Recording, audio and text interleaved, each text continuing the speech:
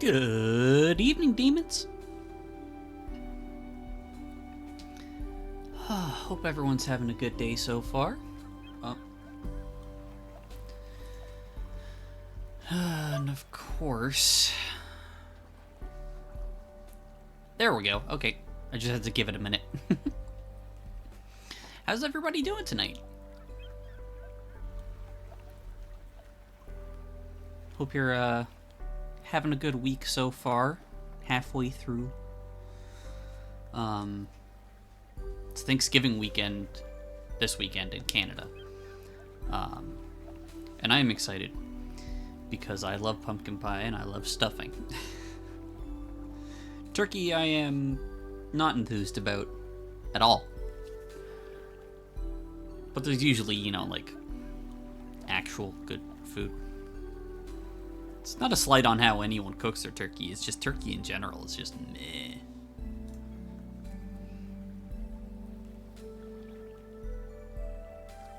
Hey, Hero, how's it going?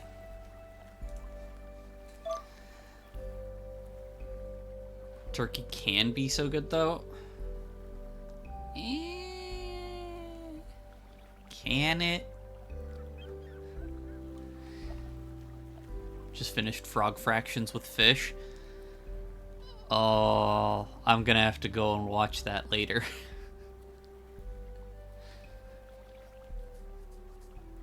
Because that sounds like chaos. She lost her goddamn mind. Oh, beautiful. Alright, so we're gonna jump back in. I think where we're at in this story, there's only a few more days until Aoi leaves and goes back home to Tokyo. Just want to pop in before going off to rest. Have a good story. Thank you. Go have good rest. Go get some food.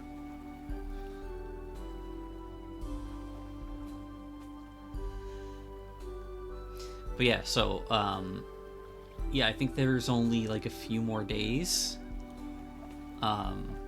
which kind of lines up because when I pulled up the page for this on Steam, there's only 4 trophies that I haven't gotten. So, I imagine this will be it.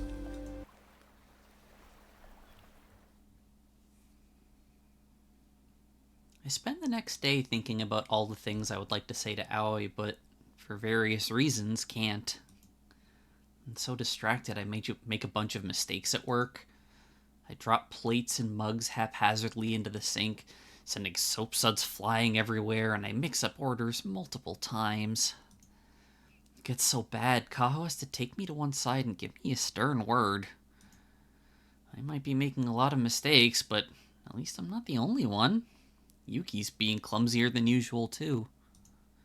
Yuki often looks sleepy while she's working, her eyes lined with purplish bruises, her skin a touch too pale, but she doesn't generally make mistakes. Yuki, though she often slinks away to the break room to snatch a few minutes extra sleep, is a pretty good employee. She's good at remembering orders, she never drops or spills anything, and she's unfailingly polite to the customers. Her politeness might be a bit chilly, but there's little to complain about. The customers at the Seaside Cafe all seem to like Yuki, particularly the older men and women. They think her small, slight stature is cute, and they dote on her as though she's their very own child. She's much more popular than I am. Today, however... Oh no. The sound of splintering glass rings throughout the cafe. Yuki stands there blankly, the circular tray pressed against her chest like a shield. That tray once supported a large strawberry sundae with strawberry sauce and bits of crumbled biscuits scattered on top. Alas, that sundae is now smeared all over the floor. The strawberry sauce is a bright, garish red that looks like blood, and the ice cream is beginning to melt. The ice cream is mixed up with bits and pieces of broken glass, which almost make it look like a piece of modern art. I can't believe it. How could I have dropped it? Yuki! Kaho, alerted by the sound of smashing sundae glasses, dashes onto the crime scene. I guess with all the synthetic strawberry sauce splattered about, it does look like a murder's taken place. What happened? Did you stumble? I'm not sure. I don't think so. Maybe I spaced out for a few moments. That isn't like you. You're normally so sensible. Kaho sighs and presses her fingers against her temple. Between you and Momoka, I don't know what I'm going to do. We'll run out of glasses at this rate. We'll have to serve our sundaes out of coffee cups. Hey, I might be a bit of a klutz, but I haven't broken anything today. Yeah, you go, Momoka. And I'm very thankful for that, but you've had your fair share of accidents in the past. I know, but I'm getting a little better, aren't I? I wouldn't be too sure about that. You might not have smashed anything, but you did something even worse. You brought Miss Suda a flat white when she asked for a black coffee, and she's lactose intolerant. If she'd drunk that, she could have died. Lactose intolerance killing you, huh? Sure, okay. You're being too dramatic. It would have given her a stomach ache at most. And you think it'd be fine to risk it, do you? She probably won't die, so it doesn't matter? Well, when you put it like that, it does sound kind of bad. It's not just kind of bad. You could have put her health at serious risk, Momoka. Kaho does have a point, but part of me thinks a Morishima would be better off if Miss Suda did bit the bullet. Or if Miss Suda bit the bullet. It's not like I hate her or anything, and I don't want to be mean, but she seriously gives me the creeps. Miss Suda owns the small antique store by the seafront. The lights in her store are perpetually dimmed, the curtains drawn, and she hisses whenever anybody steps into her abode like a vampire. I rarely go into her shop. Seeing all the old things from eras past lined up on their dusty shelves depresses me. But on the rare occasions I do pop in there, she glares at me like I'm a cockroach. I've barely even spoken to her before. Why does she hate me so much? Well, she didn't have reason to hate me before. I guess she does now, after I gave her that flat white meant for table 7.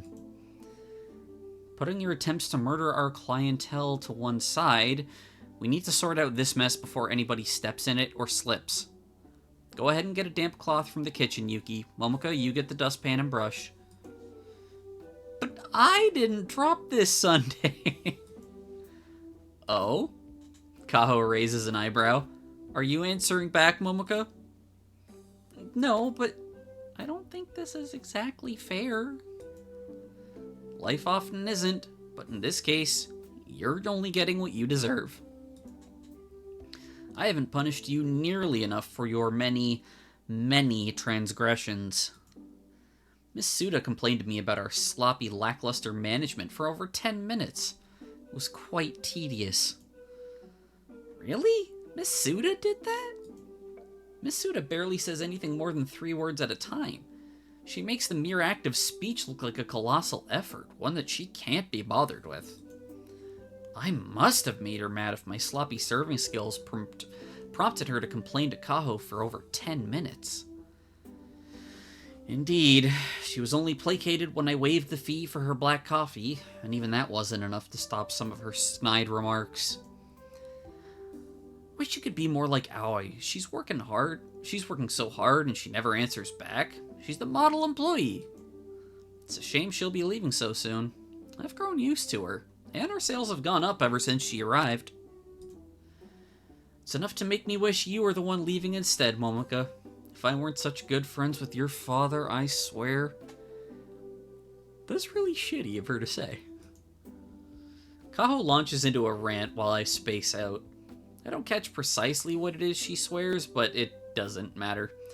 I'm sure it's nothing good. It's no secret she prefers Aoi to me, and who can blame her? Aoi is a much better waitress than I am, though she's only been here a brief while. She picked up the ropes with extraordinary ease, and she's managed to garner quite a few devoted customers of her own. People are naturally drawn to Aoi. Her smile is so bright, It's impossible not to like her. I like her too. I like her a little too much, in fact. I can't bear the thought that she'll soon be leaving. Momoka, why are you staring into space? Oh, sorry, I was just thinking. Well, stop thinking and start doing. The floor won't clean itself, you know. Chop, chop. Yes, ma'am. I'll do my best. You better, or there'll be hell to pay, Fujitaka's daughter or not. I don't make enough money to deal with all this nonsense. I hurried to the break room where I retrieved the dustpan and brush. When I returned to the crime scene, aka the spilled strawberry sundae, Kaho has gone back to the counter to deal with another new customer. I begin to clean up the mess alongside Yuki, painfully aware of Kaho's eyes boring into my back. While working, I glance at my companion curiously. Yuki's always sleepy, but she looks even tireder than usual today. Her skin is snowy white, and the mere act of running a damp cloth against the floor seems like too much effort for her slender arms. Hey, Yuki, are you okay? I'm fine. It's not the most reassuring of reassurances. Are you sure? Quite sure. I'm sorry, Yuki. You might be sure, but I'm not. You say that, but Kaho's right. It really isn't like you to make mistakes. I'm usually the clumsy one. You're still clumsy?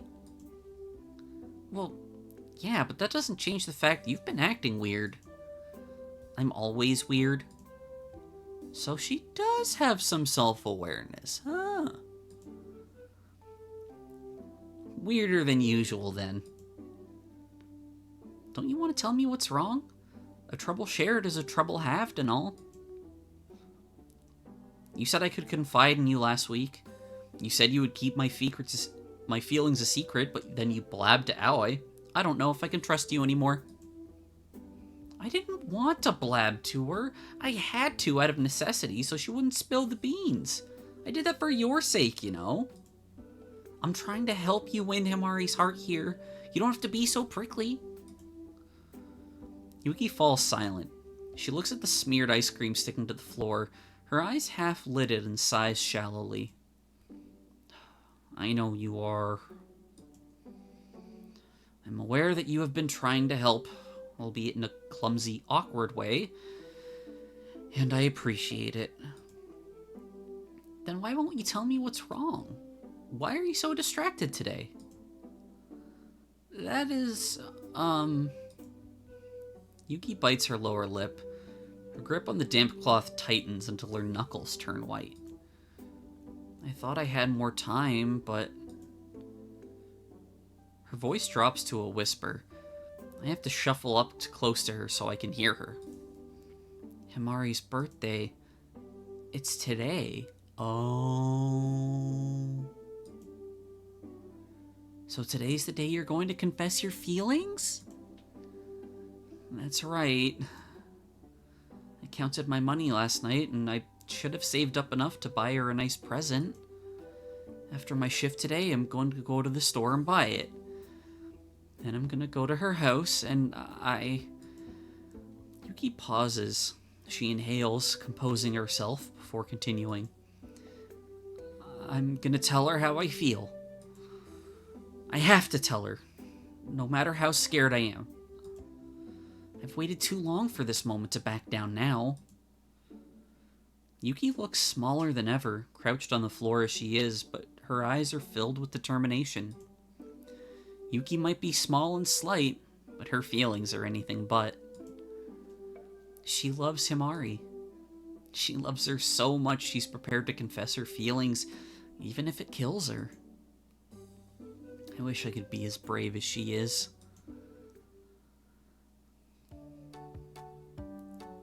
I didn't ask you to come with me, you know. I know, but I want to help you. Me too. Jeez. Yuki sighs. You two are impossible. I get that a lot. that isn't a good thing, you know? The three of us are walking companionably, well, as companionably as is possible with an aloof girl like Yuki through the streets. We finished for the day at the cafe, and we're back in our regular clothes. The soles of our shoes fall against the ground with a series of thuds as we wend our way towards our destination. The present for Himari already purchased, there's only one place Yuki needs to go now to complete her quest. That being Himari's home. She's trying to look disaffected, but anxiety tinges Yuki despite her purposeful footsteps. She keeps pausing to readjust her hair, and her face is as pale as freshly fallen snow. She pauses now, as she has many times before, under the pretext of chastising Aoi. But I think this is a ruse. She's stalling for time, afraid of reaching her destination too quickly. If she wasn't afraid, I don't think she'd be trembling so much. I've known Momoka all my life, so I can understand why she's sticking her big nose in my business. Hey, my nose isn't that big, is it? But I barely know you, Aoi. We're still strangers. How can we be strangers? We work at the same cafe. That doesn't mean we're friends. Friends or not, I still want to lend a helping hand. But why?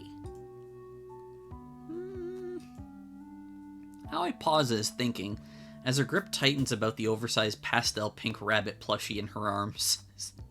Please tell me. Please tell me that is either A, from when they went to Moonland the day before, and she just carries it with her now, or B, that's the present she got for Himari. Please tell me she just got her a giant pink pastel rabbit. I fully expect her to say something hot-blooded but corny, as per the hero of a sports manga. Something like, everybody in this world deserves to be happy. Nobody gets left behind. It sounds exactly like the sort of line Aoi would spout, so it surprises me when she instead comes out with, I don't know, really? You mean to say you're getting yourself involved in my intimate affairs for no real reason? I think that sums it up pretty nicely, yeah? You're not expecting some form of compensation for this, are you? Of course not, I'm not two-faced. I help people because I feel like it, not because I want anything in return. I just figured this would be fun, that's all. That sounds awfully cavalier. I'm not sure if I can trust you. I know I don't look it, but don't you fret. I'm surprisingly reliable. I've pulled my team from the brink of defeat to tumultuous victory with only 5 minutes left on the clock a bunch of times. What team? What clock? What are you babbling on about? She plays basketball. I see. I couldn't sit around doing nothing after Momoka told me about your feelings for Himari. I know I've only been in Omorishima for a little while, and I must seem like an outsider to you. You are an outsider? But I'll do everything I can to help out. I'm pretty fond of happy endings, you know? I hope this ends happily, too. I'm sure it will. You have us by your side, after all. Ugh, it makes things even worse. Yuki glances between Aoi and I, an inscrutable expression on her face. I'm not sure if she's happy or sad about this arrangement. I don't think Yuki herself knows either. She drops her gaze to the sidewalk, then kicks at a loose pebble with the tip of her shoe. Well, I suppose I appreciate it. If I have you two by my side, pushing me onwards, I'll have to confess to Himari. I won't be able to run and hide. I don't want to waste your time, so I'll do my best. That's the spirit. I'm sure you can do it, Yuki. Do your best. Besides, if it was just me on my own, I probably wouldn't be able to carry that huge thing through the street. I wanted to buy Mari this present for a long time. I counted my coins carefully to ensure I had enough money to purchase it. A small sigh. But I didn't think about the logistics. Yeah, it's probably as big as she is, Jesus. It's okay, handling a big guy like this is no problem for me. Aoi squeezes the oversized rabbit plush in her arms. Its head shifts and its oversized ears flap comically in the breeze. The smallest of small smiles captures the corners of Yuki's lips. But then she shakes her head and all momentary goodwill evaporates. She isn't a guy, she's a girl, you fool. Can't you see her eyelashes?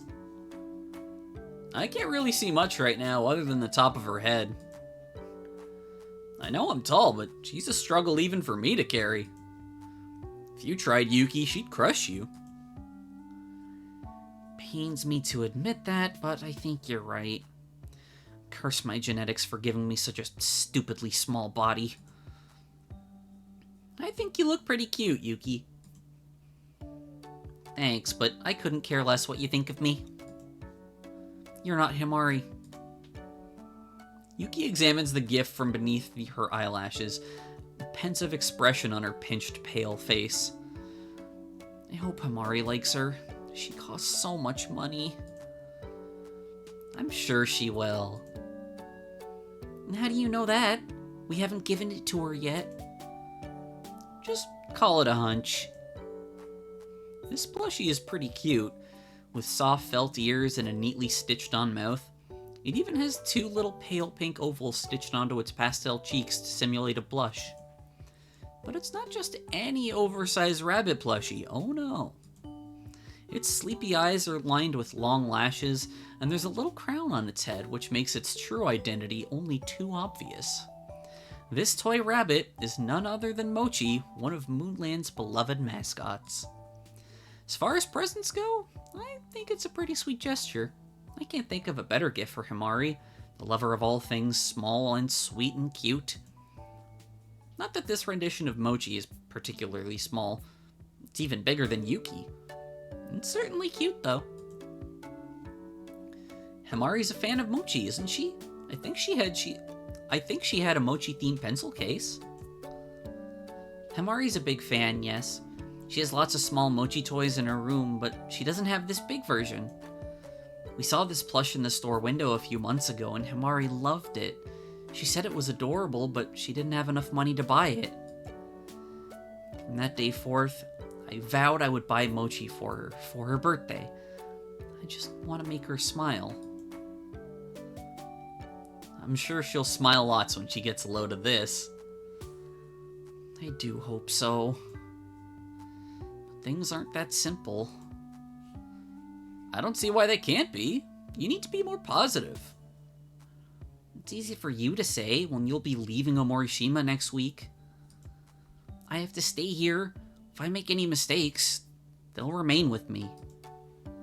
If Himari turns against me... But she's been your friend for years and years. I'm sure she loves you just as much as you love her.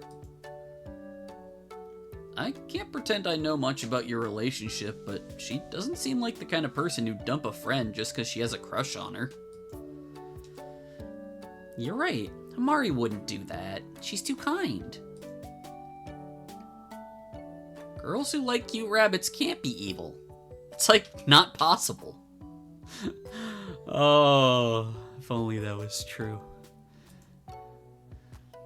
Maybe you have a point. I just need to believe. Yuki pauses. She stands still in the street, her head tilted, her eyes focused upon the pastel blue sky that arcs above us.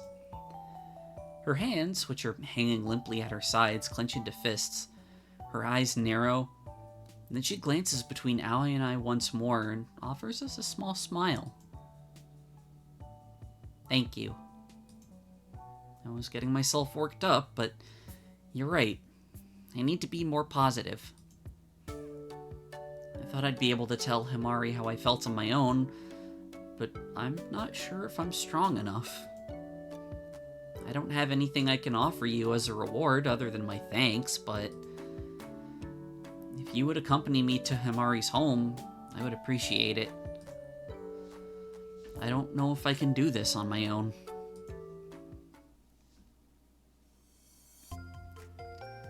Wow, did you buy this for me, Yuki? She's so sweet. Okay, hang on.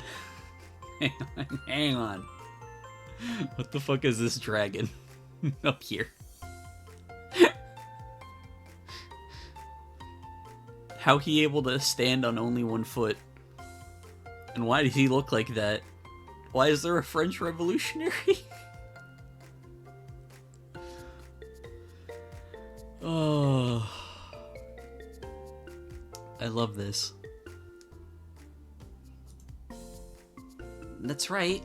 I hope you like it. Like her?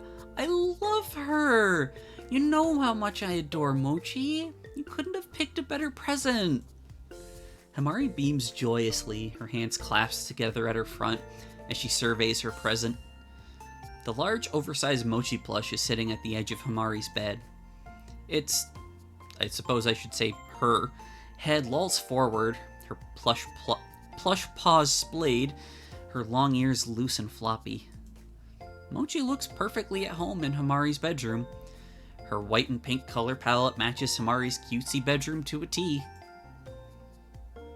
Himari's bedroom is very sweet, almost childlike, but there's a touch of maturity to all the cloying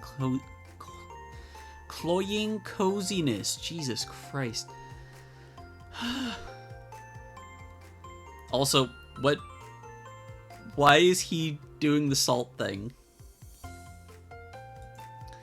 Himari's house is split into two, the bakery on the bottom floor with the bedrooms upstairs, and I can smell freshly made bread whenever I inhale. Oh my god, my dad made a bunch of bread yesterday. And when I walked upstairs to the kitchen, I would just... the smell of it wafting in your face like fresh bread. So good.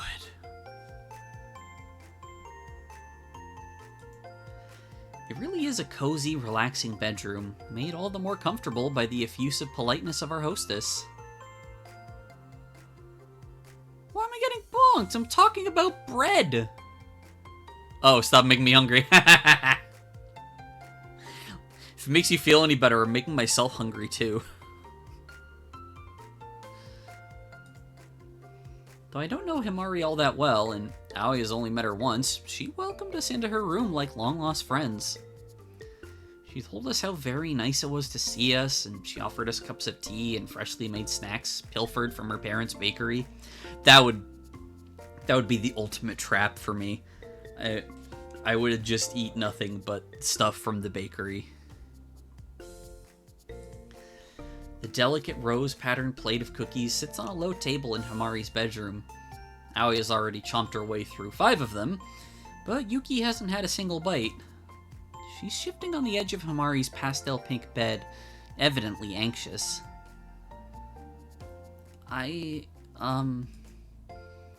Yes? Is something wrong?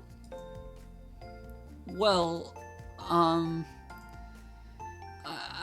glad you like the present. Of course I like it.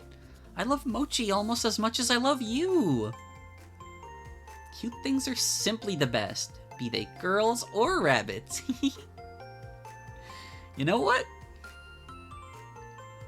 Not wrong. I don't think I'm that much like a rabbit. That's true, you don't have the fluffy ears, but you do have very fluffy hair. I don't like carrots, though. And I'm always telling you to eat more vegetables. You can't live off cakes and sweets forever. You're the one enabling her with the shit from the bakery. Also, carrots is not really a thing that bunnies would typically have. That was literally just because of Bugs Bunny doing a Groucho Marx bit, but they couldn't give him a cigar.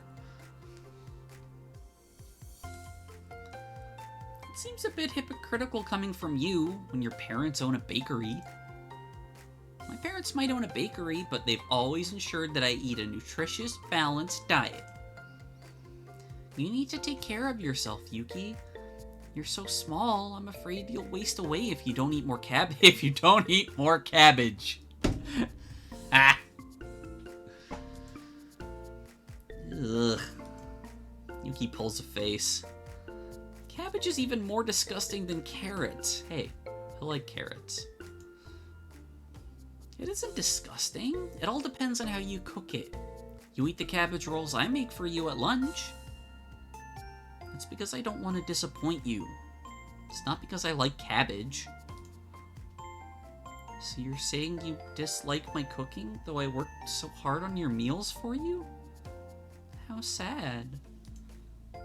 No, I didn't mean that. Ooh, looks like Yuki's getting flustered.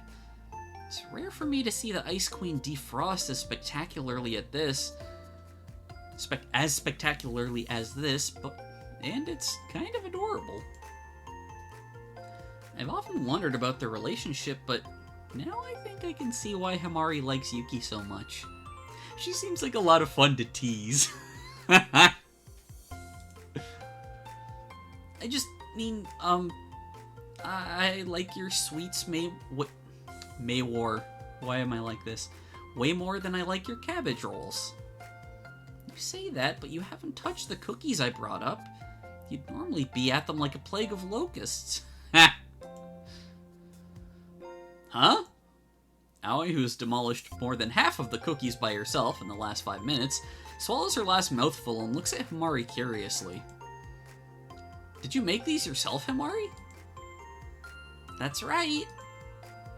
I thought these were rejects your parents couldn't serve in the bakery. Isn't that what you said? Well, it's more or less true. I help my parents in the bakery from time to time, but I'm not nearly as good as they are. I always make mistakes. This batch of cookies started out so well, but I left them in the oven a bit too long and they're slightly burnt around the sides.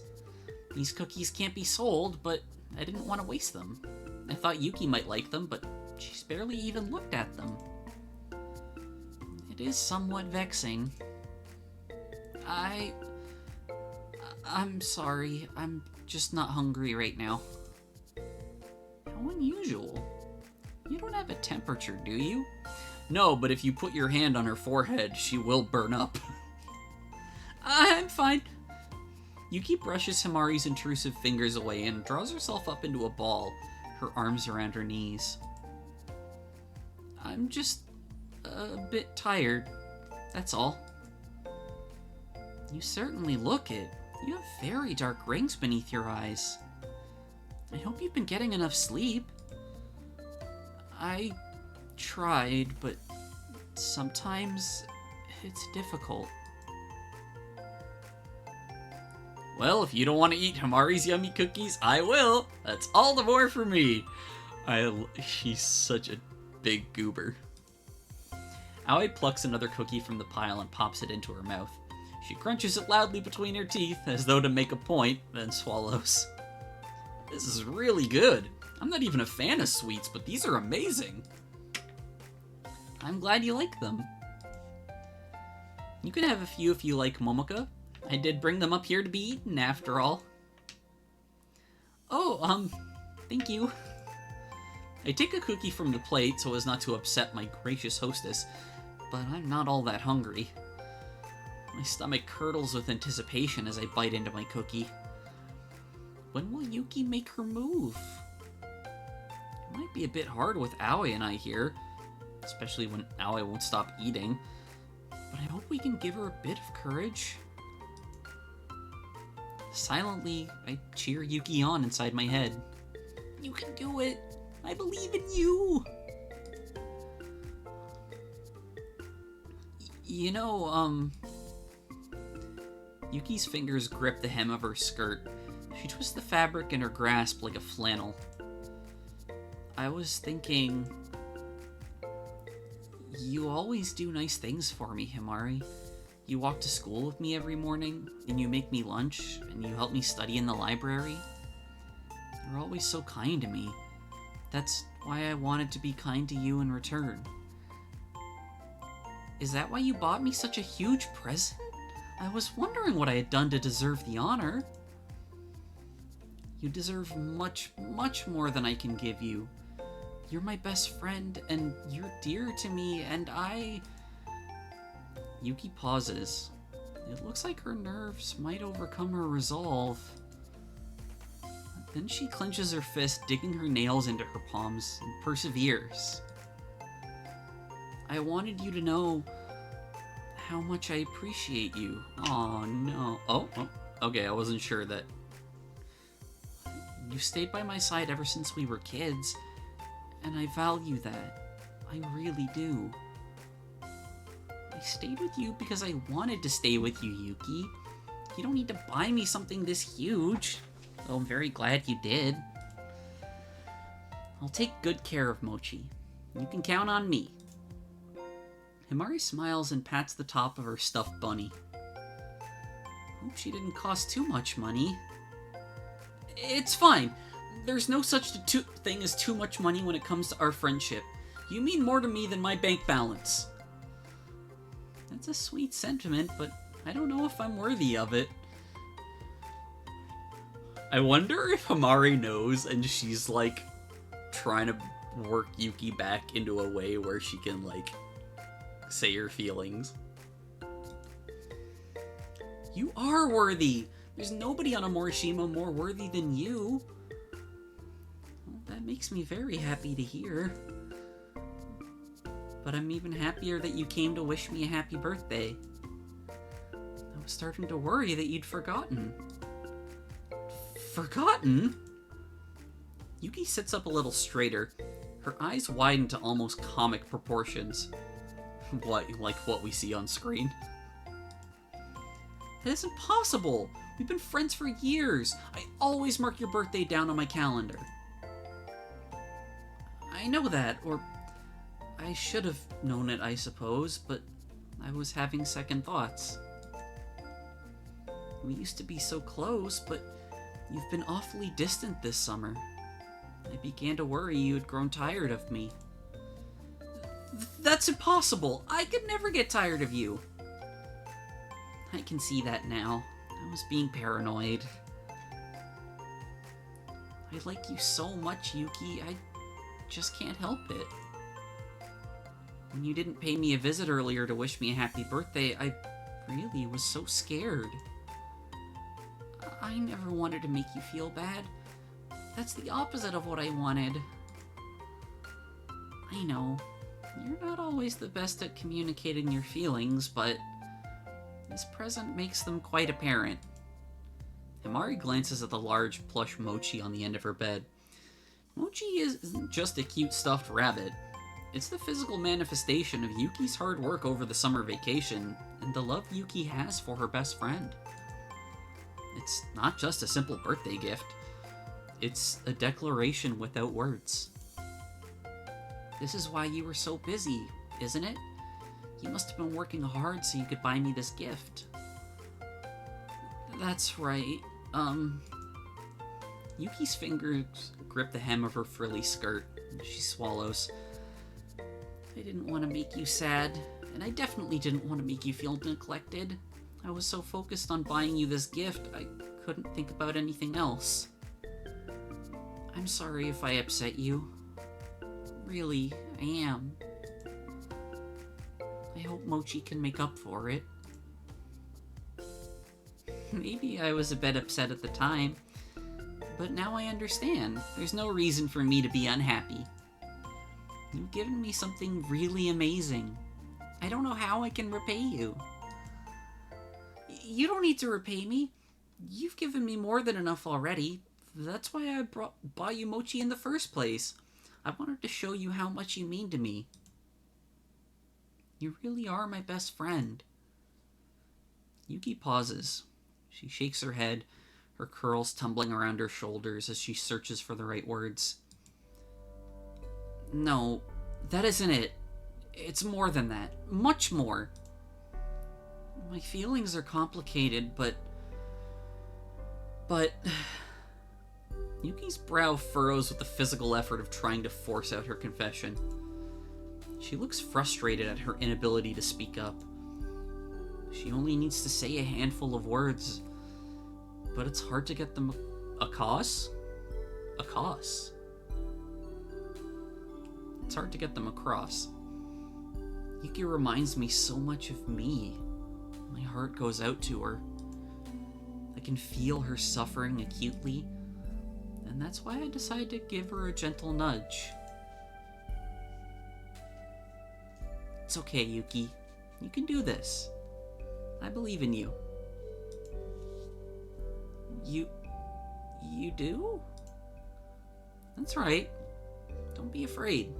I'm here for you, and so is Aoi. Just do your best, okay? That's right. Break down Himari's defenses and go for the goal. Oh my god. She's such a doofus. I don't know if violent imagery like that will help. I get that Aoi means well, but that's not very romantic. I beg your pardon? Yeah, Himari's like, what the fuck is happening here? Himari looks between us, politely confused. Are you talking about some sort of game? No, this isn't a game. This is very, very real. This is about my feelings for you. I don't just like you as a friend, Himari. It's more than that. It's been more than that for a really long time. I don't just like you, I love you. Oh. Silence falls. Yuki remains sitting on the bed, her eyes squeezed tightly shut. Himari observes her, her eyes wide. Neither moves, neither speaks. Not until... Oh my. A smile begins to form on Himari's face. I love you too, Yuki. What?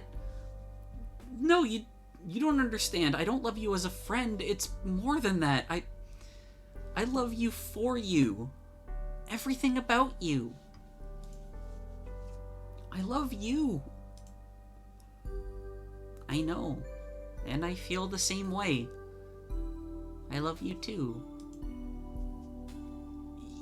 You don't mean you... That's right. I love you as more than a friend. I have for a while. I wanted to tell you, but I was too afraid to go through with it. I was scared you'd think me creepy or clingy and that you would stop talking to me. That thought was too painful to bear, so I kept a lid on my feelings. But I guess my worries were in vain. Himari sniffs, her hazel eyes bead with moisture, which she wipes away from the back of her arm.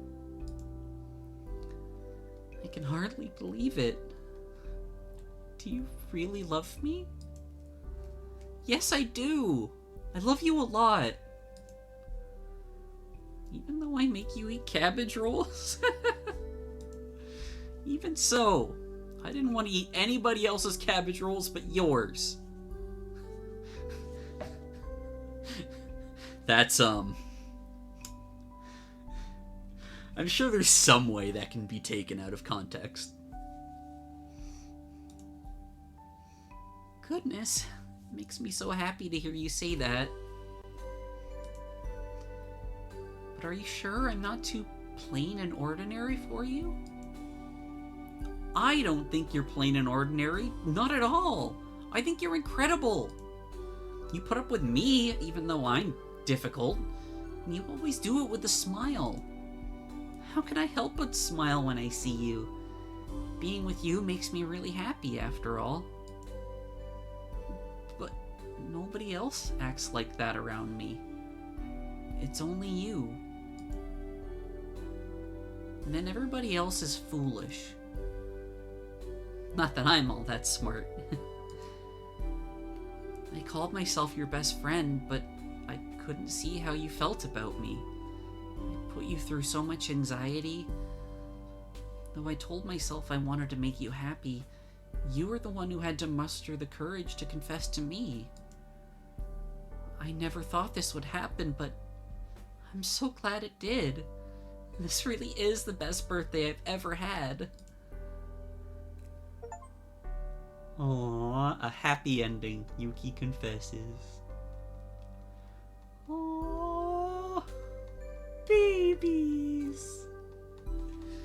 Hang on, I need a drink. Ah, throat was getting very dry. Yuki rests her head against Himari's shoulder. Her body is trembling, and I think she might be crying, but I don't want to stay to find out. I feel like I've imposed long enough. Come on. And look at Aoi, who's still eating, half a cookie hanging out of her mouth.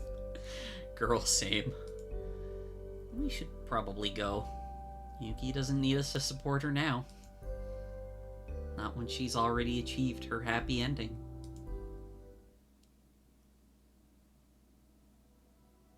I find myself lying awake that night, staring at my ceiling. Aoi has long since fallen asleep. I can hear her snoring in the dark, soft and irregular. I found her snoring annoying in the beginning, but now its regularity has grown reassuring, almost soothing. I've grown used to it. But soon, Aoi will go back to Tokyo. Then this will all be over.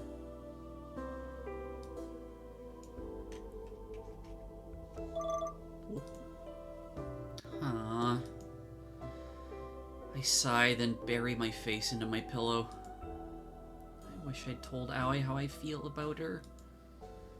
I've had ample opportunities today, after Yuki's touching confession, but I blew it. I did try to confess, but the words wouldn't come. In the end, I gave up after a bunch of false starts. Why does everything have to be so difficult?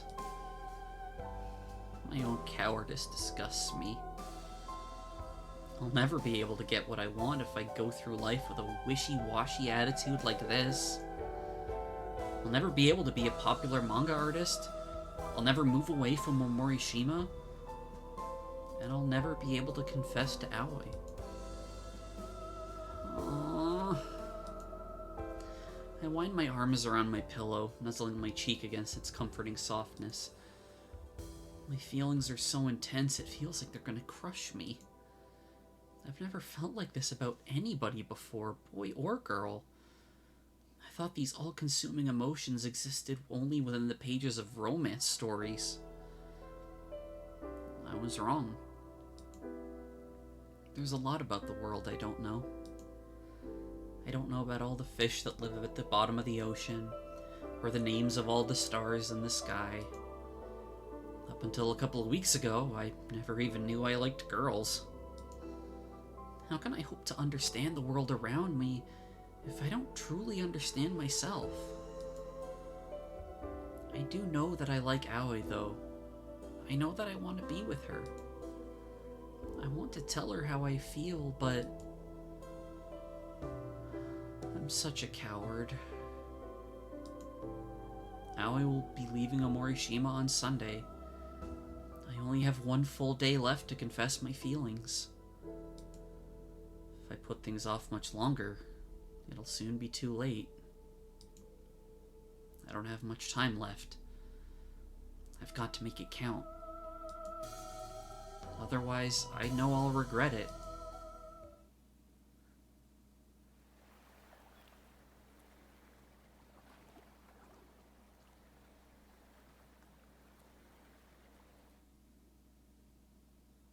There she is.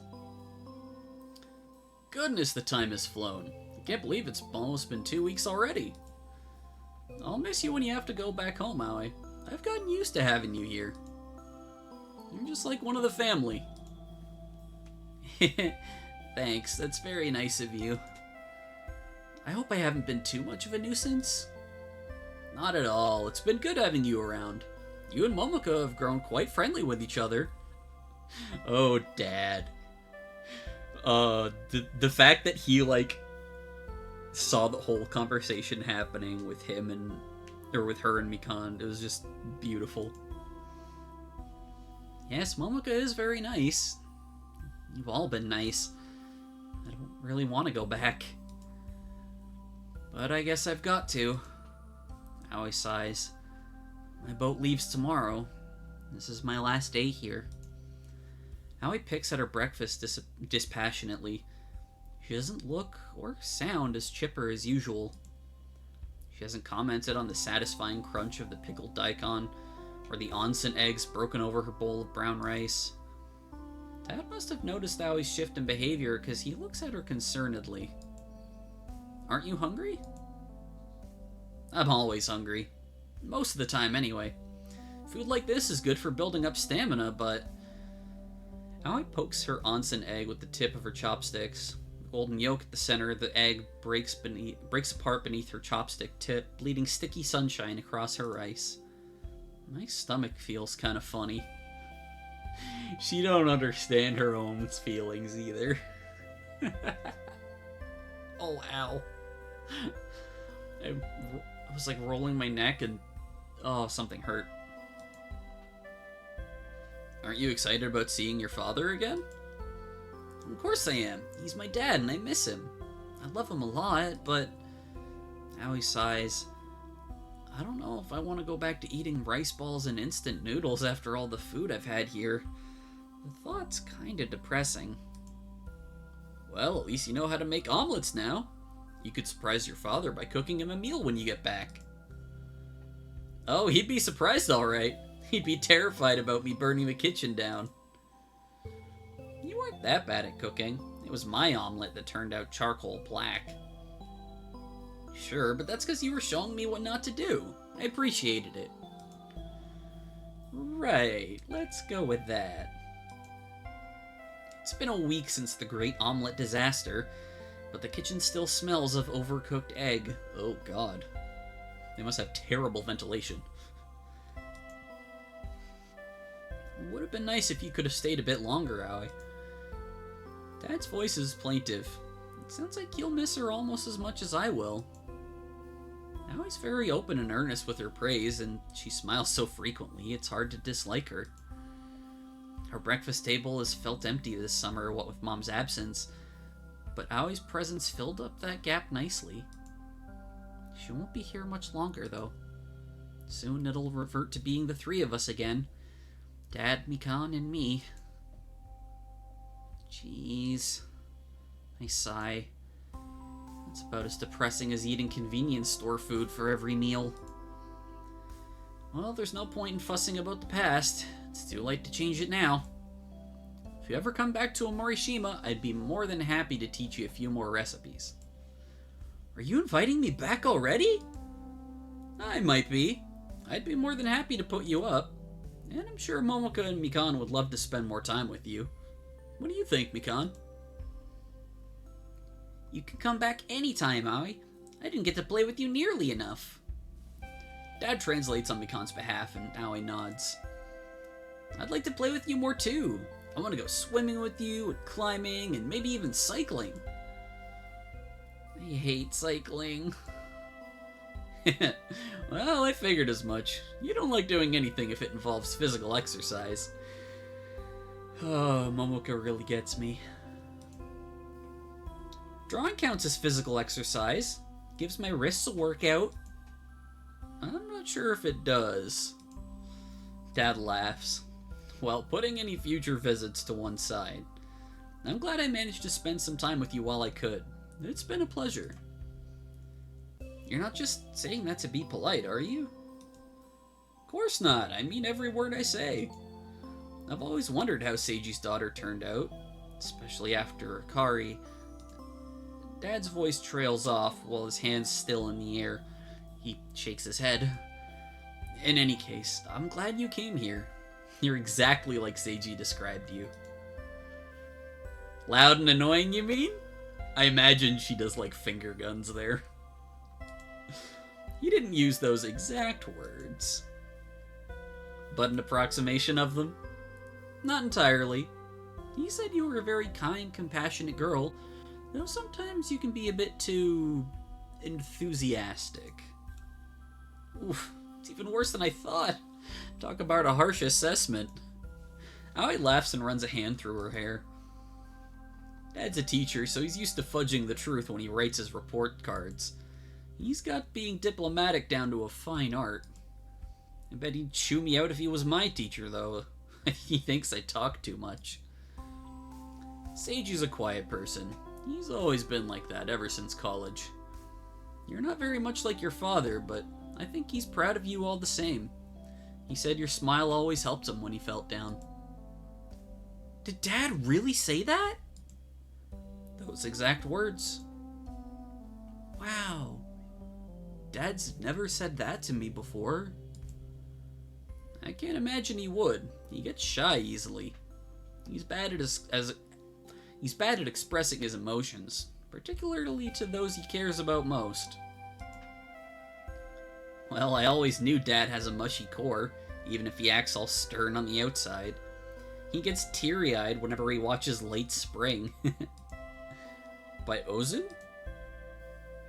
It was one of Mom's favorite movies. Aoi traces her fingertip around the circular rim of her glass. The sides of the glass are starting to perspire in the summer heat, and the orange juice inside is almost startlingly bright. Aoi frowns, uncharacteristically pensive as she says, I never knew Dad could get all mushy about me, though. Well, he does. He's told me as much, even if he hasn't always told you. I'm sure he'll be missing you a lot, Aoi. I miss him too. I want to see him again. I didn't want to see Micah, but... It isn't fair, damn it! I'm gonna miss you all too. I'll miss your cooking, Fujitaka. I'll miss how cute Mikan is. As for Momoka... Yes? I'll miss you most of all. I had so much fun with you, and I can hardly bear to leave you. I want to see my dad again, like, right now, but part of me wants to stay in Morishima forever. Aoi... My face begins to burn. Aoi's affection is almost more than I can bear. Crap, I feel like I'm gonna cry. I'll miss you too. Momoka. She fucking knocks her chair over. Circling the table, she winds her arms about me and pulls me into a hug. She buries her head into the curve of my neck and starts to sniff? I thought she was gonna start crying. Not this. It's hard to tell, but I think she might be crying. Oh, okay. Oh my. Dad watches the pair of us grinning. You really have become close. Shut up, Dad. No, it's not what it looks like. Hey, Momoka. Mikan signs to me, a smug little smile on her smug little face. When's the wedding gonna be? You. My face starts burning. It's difficult to sign a response back to Mikan since Aoi's still clinging to me, but I do the best I can with my limited mobility. Yeah, you just flip her the bird. And that's it. There'll be no wedding, you brat. Huh? But I thought you liked her. She's hugging you like you're gonna disappear. Didn't you tell her how you felt yet? Not yet, but... Are you scared of being rejected? Ah. Having a conversation this intimate while the subject of said conversation is hugging me so tightly I feel like my organs are going to fail is a certainly novel situation. If by novel, you mean excruciatingly embarrassing. Once more, I'm glad my impromptu sign language sessions with Aoi didn't progress too much beyond the word thief. Not that it matters. Even if Aoi was a master of sign language, she wouldn't know what we're talking about, what with her head buried against my shoulder. Jeez, Momoka, for my big sister, you sure are hopeless. You've had so many chances to confess to her. Why didn't you seize any of them? Are you really such a coward? I'm not a coward. I was just waiting for the right moment. It's very admirable, but you can't wait much longer. Today's the last day you have. You better get on with it if you're at all serious about Aoi. Time waits for no man. Or woman. Mikan's right, dear. Like, yeah, Dad signs in too. Yeah, I'm rooting for you. Dad, you don't need to act like my cheerleader too. I had a chilling thought. What? Dad in a pleated skirt with pom-poms. Can you... Mikan pretends to shudder while Dad laughs. Well, I didn't mean literally, but I've been Mariko's cheerleader for years. I don't mind cheering for my children on too. It's a role I'll gladly accept. Do your best, Momoka. Dad, this is kind of embarrassing, you know. I know us parents are hopelessly uncool, but I just want the best for you, you know? I don't want this to be a holiday you'll regret. You might be a teenager now, but you'll be an adult soon enough.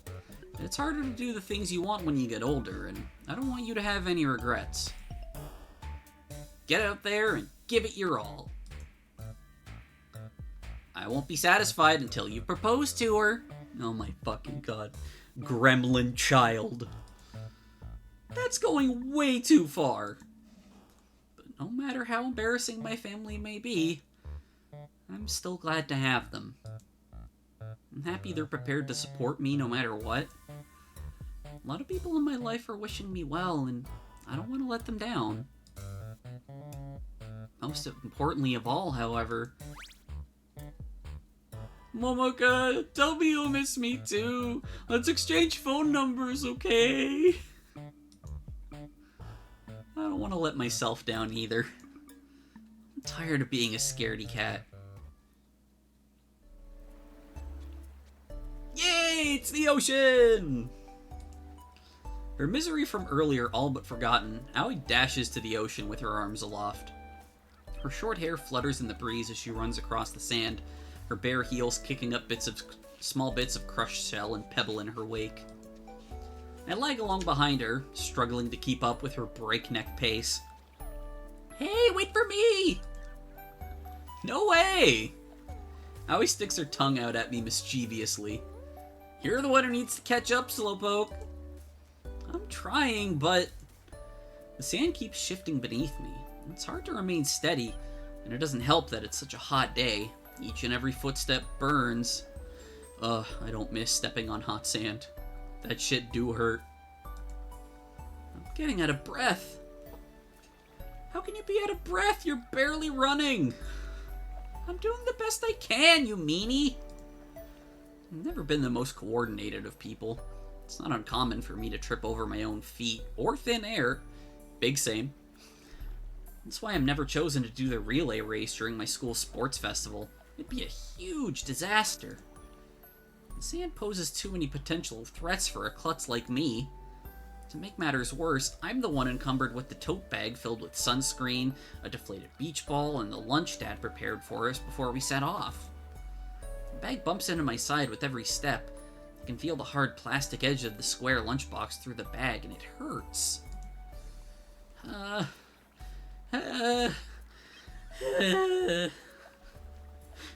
Momoka's just like fail running. Kind of like the animation for that second episode of Uzumaki. Doesn't help that my swimsuit seems to be conspiring against me. Aoi's bikini is a practical one, tailored more towards swimming lengths than making any kind of fashion statement. My bikini, meanwhile, was designed with one factor in mind and one alone. Being cute. It's pink and ruffly, and the bikini top is tied precariously. Now I can run freely with nary a care in the world, but I'm afraid my bikini might come untied if I make any sudden movements. Then tie it better, stupid. That'd be horrifying. I'd never live it down. Thinking about it is making me sweat. Come on, Momoka. Water feels great. It's so nice and cool. Let's dive in and have some fun. I slow to a walk, still several feet away from the overeager Aoi, while I try to fix the strings of my bikini. Can you be a bit more patient? I don't know the meaning of the word. Evidently. I struggle over the dips and troughs of the sand, skirting around a half-built castle and almost bumping into a young girl with a plastic spade. Air smells so good. I can hear the ocean is calling out to me. It's telling me this is where I belong. Are you saying you're some kind of mermaid? Well, I don't know if I'm that graceful. Aren't you meant to be good at sports? When they're on dry land, yeah. It's a little different in the water. I do know how to swim, but I still need a bit more practice. I probably look more like a dying whale than a mermaid, but that's part of the fun. Don't you ever get self-conscious about how you look? Sure I do, but I try not to let it bother me. Other people's opinions shouldn't get in the way of my fun, especially when I'm not going to see them ever again. Now, are you coming or not? I'm being as fast as I can. This outfit wasn't built for running in. I don't want to get in trouble. What sort of trouble could you get into? You know! I do?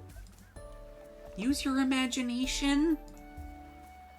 Maybe I should append a caveat onto this. But not too much. Huh? Aoi wrinkles her brow. She looks perplexed, then... Oh! Realization dawns. Now I get it. I guess you have a point. I don't mind waiting if your virtue's on the line, milady. Aoi bows her head, then jogs back over to me. Your swimsuit's not very practical, is it? I am just now coming to this realization, thank you. Sorry. Aoi grins and ruffles the top of my head. If it were anybody else rumpling my hair, be it my father or Mikan, I'd probably find this gesture infantilizing. But I don't mind it when it's Aoi. Her hand feels nice and soft and comforting. I almost wish she'd never stop.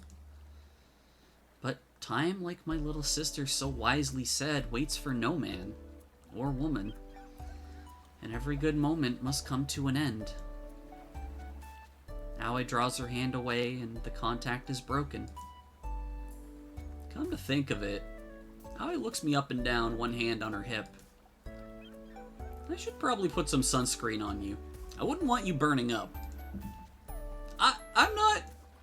I'm not sure how to tell Aoi that the redness of my face is from our closeness, not the summer sun. In the end, in my indecisiveness, I say nothing. Seems to be a recurring theme with me. Do you want me to help you with your sunscreen too? Nah, I'll be fine. But you might get sunstroke. I'm an outdoorsy kind of girl. I'm used to it. That's not an excuse. Don't do that. My skin doesn't go red when it's sunny anyway. It always turns brown. Though I don't know if it can get any browner than it already is.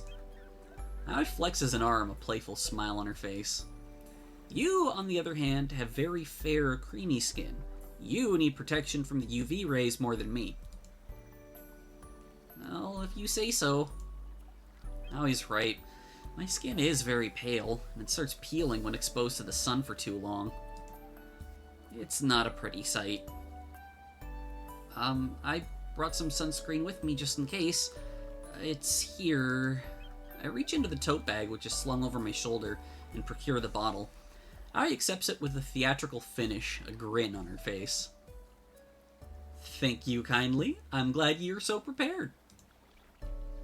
I'm not usually... I'm kind of scatterbrained, really, but... since this is our last day together, I wanted it to be as perfect as possible. Boo! Oh, it's not that kind of boo. Boo. Aoi pouts. Don't remind me, Momoka. You'll make me cry again. Will you miss me that much? Of course I will. I'll miss you terribly. I think we've made quite a connection, you and I. We worked in the same cafe, slept in the same room, eaten meals at the same table. That makes us friends. Best friends, right? Best friends? It's a sweet sentiment, but I'm not so sure about that. Why not? Does it sound too childish? No, that's not it. I was more concerned about your friends in Tokyo. You've known them way longer than you've known me. If anybody deserves to be your best friend, they do.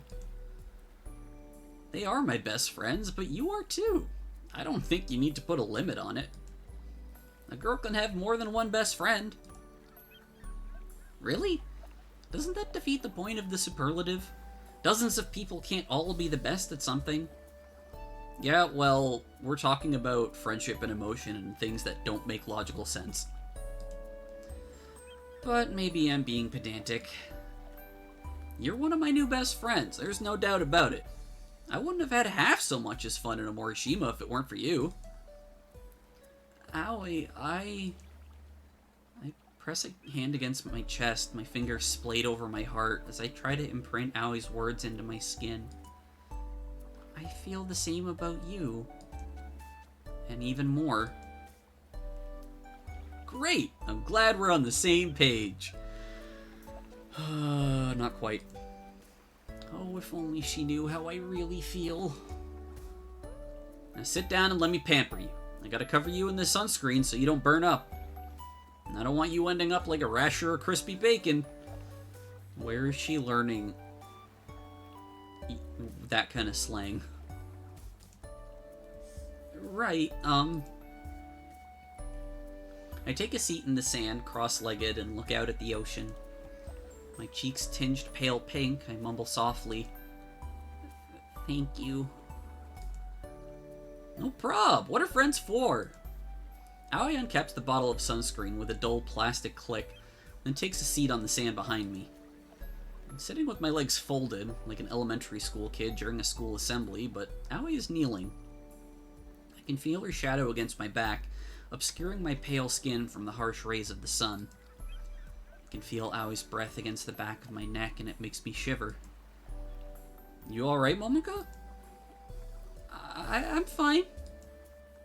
Good, now hold still. Might be a bit cold at first, but don't be alarmed. Right. Aoi inches towards me again until our skin is almost, but not quite, brushing. My heart flutters in anticipation. I can feel my face turning pink. Oh, geez, forget the sunlight. I'm already so flushed, I doubt a little UV light could do any more damage. I really am my own worst enemy.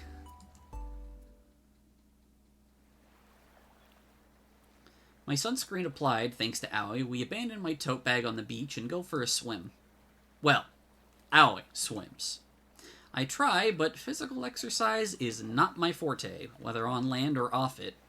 I end up floating on the water with my arms and legs splayed out like a starfish. Aoi, meanwhile, cuts a powerful figure through the ocean. Her arms slice through the water without any resistance, while her feet whip the waves up into a white foam. She's so impressive, I'm almost tempted to applaud. She's so swift and nimble, she almost reminds me of a shark, particularly with her black swimsuit. She said she wasn't very elegant in the water. I think she was just trying to comfort me. She's way more coordinated than I could ever hope to be. When Aoi tires of swimming, we step back onto the shore and towel ourselves dry. Then Aoi suggests with a wide smile that we build a sandcastle. That's how we wind up by the shore, our legs knees sandy, patting down the walls of our very work-in-progress sandcastle. We're gonna build the biggest, best castle there is. It's time to go big or go home. I don't point out that Aoi will literally be going home tomorrow. That would ruin the fun. Aye aye, sir, I'll do my best. That's the spirit, soldier. Put your back into it. I lean over our sandy fortress, which is growing larger and larger by the second. I didn't bring a spade with me or a bucket, but my hands are more than capable of scooping up the sand. I pat more sand down on top of the castle, crumbling bits of shell and pebble between my fingertips.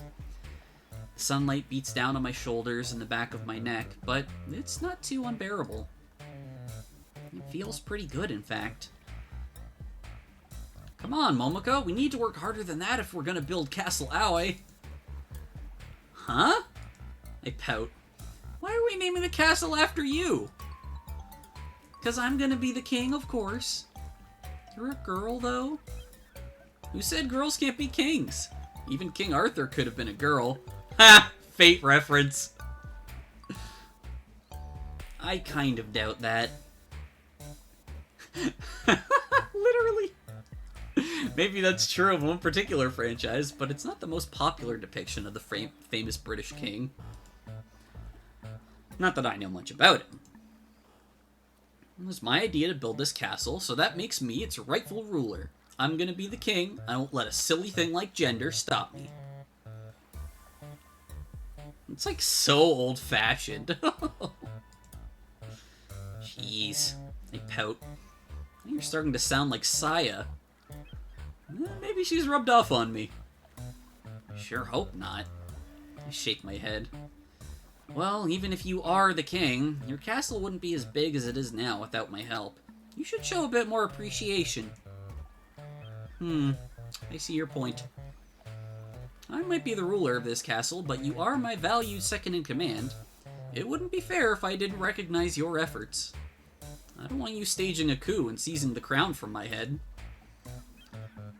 So you'll give me a reward if it shores up your tyrannical reign? How very benevolent. Quite. As a king, I need to keep all my subjects happy so they don't revolt.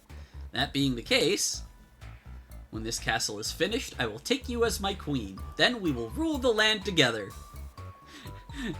This breaks the Momoka. Queen? That's right. Let's get married and hold a grand ceremony. I can wear a crown made from a conch shell, and you'll have a brooch fashioned from a starfish. We'll be the most fashionable royal couple Morishima has ever seen. But you, I mean, we can't get married. We're both girls. We can do whatever we want. We're royalty. Royal families in Europe did some pretty weird stuff, right? They were all marrying their cousins. 2 girls getting married is no biggie compared to all that. I guess you're right. It's just...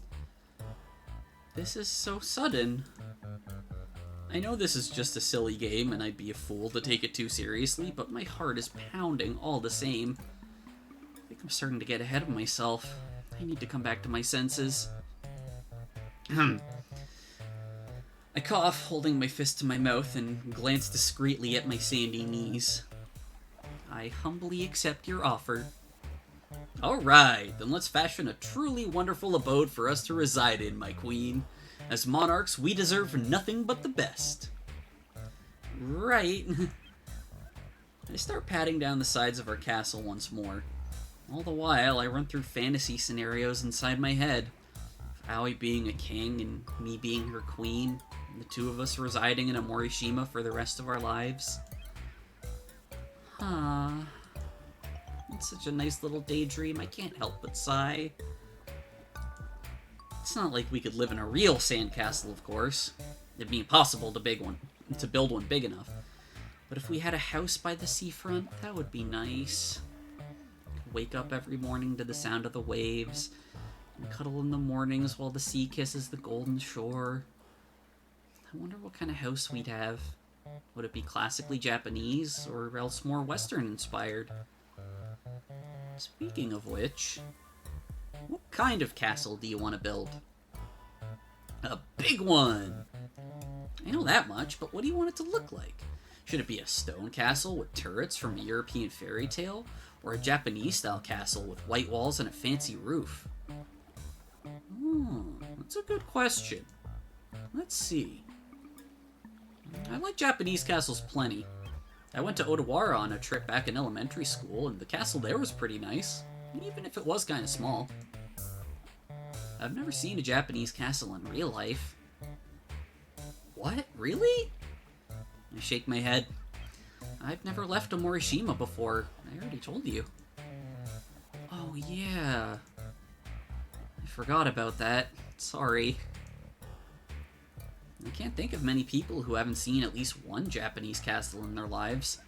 Odawara is a pretty popular location for school trips, you know. It is? Yeah, it's not too far away from Tokyo. Most of my school friends have been there. What's it like? Oh, it's pretty. It's not that big, but you can go inside the castle, and there's a museum. Not that I paid much attention to that. I was like 7 at the time. I was more interested in samurai armor. It was kind of cool, but I think we should go with the European style for our castle. I've only seen them in photos, but their stone walls look super sturdy. You can pour boiling hot lava from them all over any invaders. Nobody will be able to defeat us. How violent. As the king and queen of our land, we need to protect our country from attackers. That's our sworn duty. Alright then, let's go with the Western style. Though I'm more interested in the architecture from my own country. Morishima is part of Japan, but it feels quite isolated from the mainland. I've missed out on a lot of experience other kids from Tokyo take for granted. It might be nice to visit Odawara Castle once, especially with Aoi. And if we're gonna make a real castle, it needs to have a moat. Doesn't it already have a bit of a moat?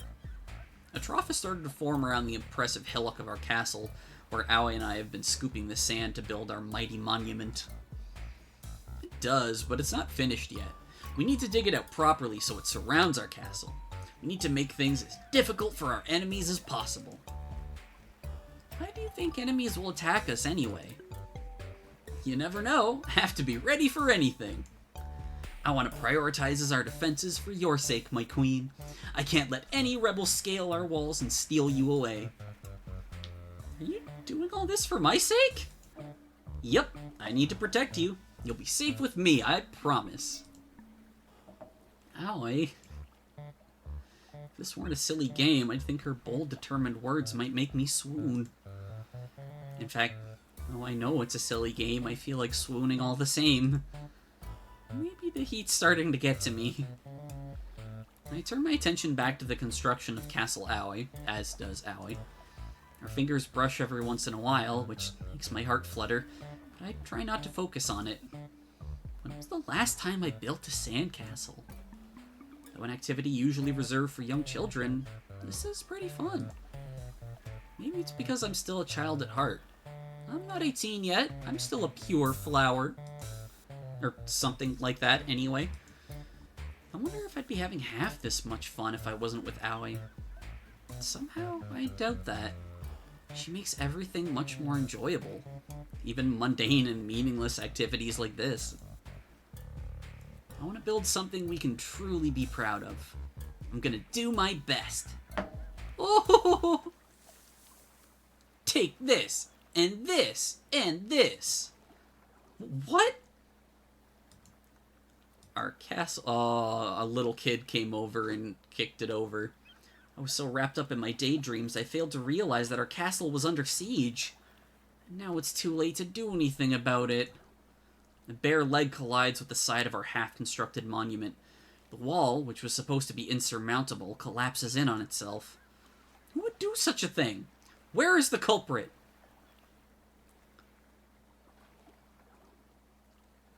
It's a little brat. Throw him in the ocean. I rise to my feet, ready to challenge the brigand to a duel, but... Oh. The culprit is a young boy with brown hair and a wicked smile on his face. I have no idea who he is. I don't make a habit of hanging out with elementary schoolers, but all the same, he doesn't look familiar. It's likely that he's a tourist. Probably some rich kid who's never had to worry a day in his life. What a jerk. You... Yeah, what is it, lady? Lady? Yeah, you are a lady, aren't you? What's your problem? My left eye twitches. That's no way to talk to a total stranger. He's making me sound like an old woman. I suppose lady is better than granny or auntie, but I would have preferred, like, big sister. Not that I want to be related to this snot-nosed castle-destroying brat. I am not a lady, you punk. I am Queen Momoka, and you have ruined my castle. Oh yeah? And what are you the queen of, exactly? Well, She's my queen, you brat, and I'm the king. You had no right to ruin our castle. The boy doesn't look impressed by Aoi, though she's significantly taller than he is. Instead, he rolls his eyes. You can't be a king, you're a girl. Girls can so be kings. That's the rule in my country. Well, it ain't the rule in Tokyo, and that's where I'm from. Ha! I knew it. So he is a tourist. Ugh, brats like you are the worst. You think like you can do anything just because you're from the city? So I take it you're from this little island, right? That's too bad. So this kid is acting the way that she thought Aoi was going to be before actually meeting her.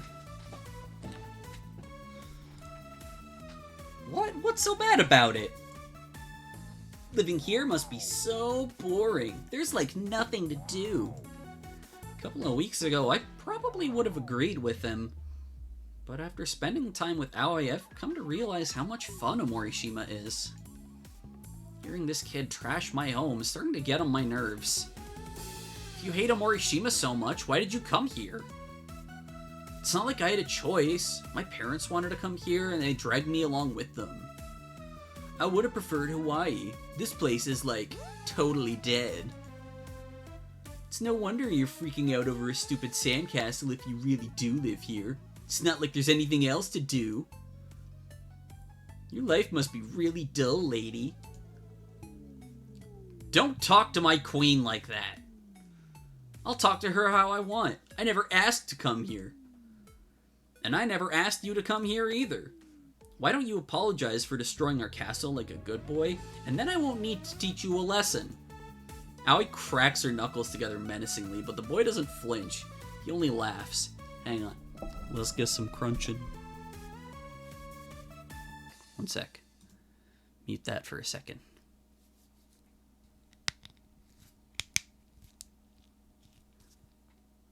Aw, not a whole lot.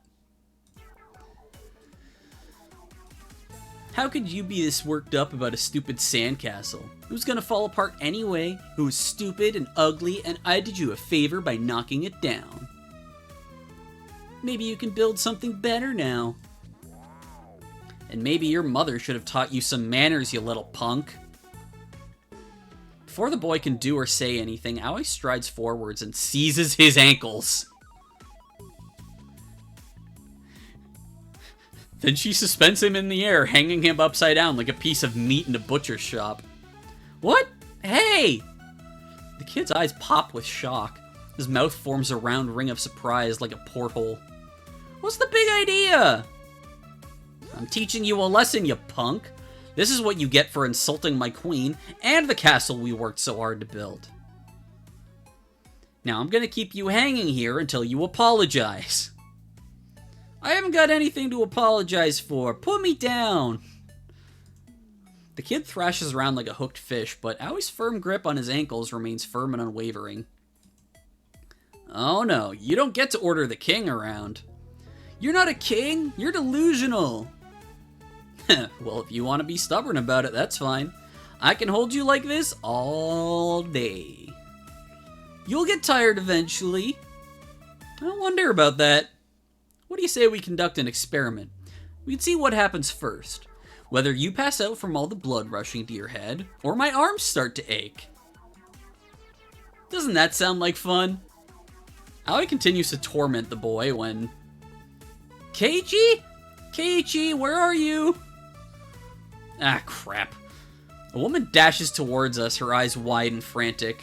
Her hair is dark and short and cut into a fashionable bob, and she's wearing a sleek swimsuit with golden accents. Her feet are encased in a pair of sandals with very high wedge heels that don't look very practical, which might explain the difficulty she has in striding over to us. Keiichi? Mom, help! This evil girl caught me! Well, I never!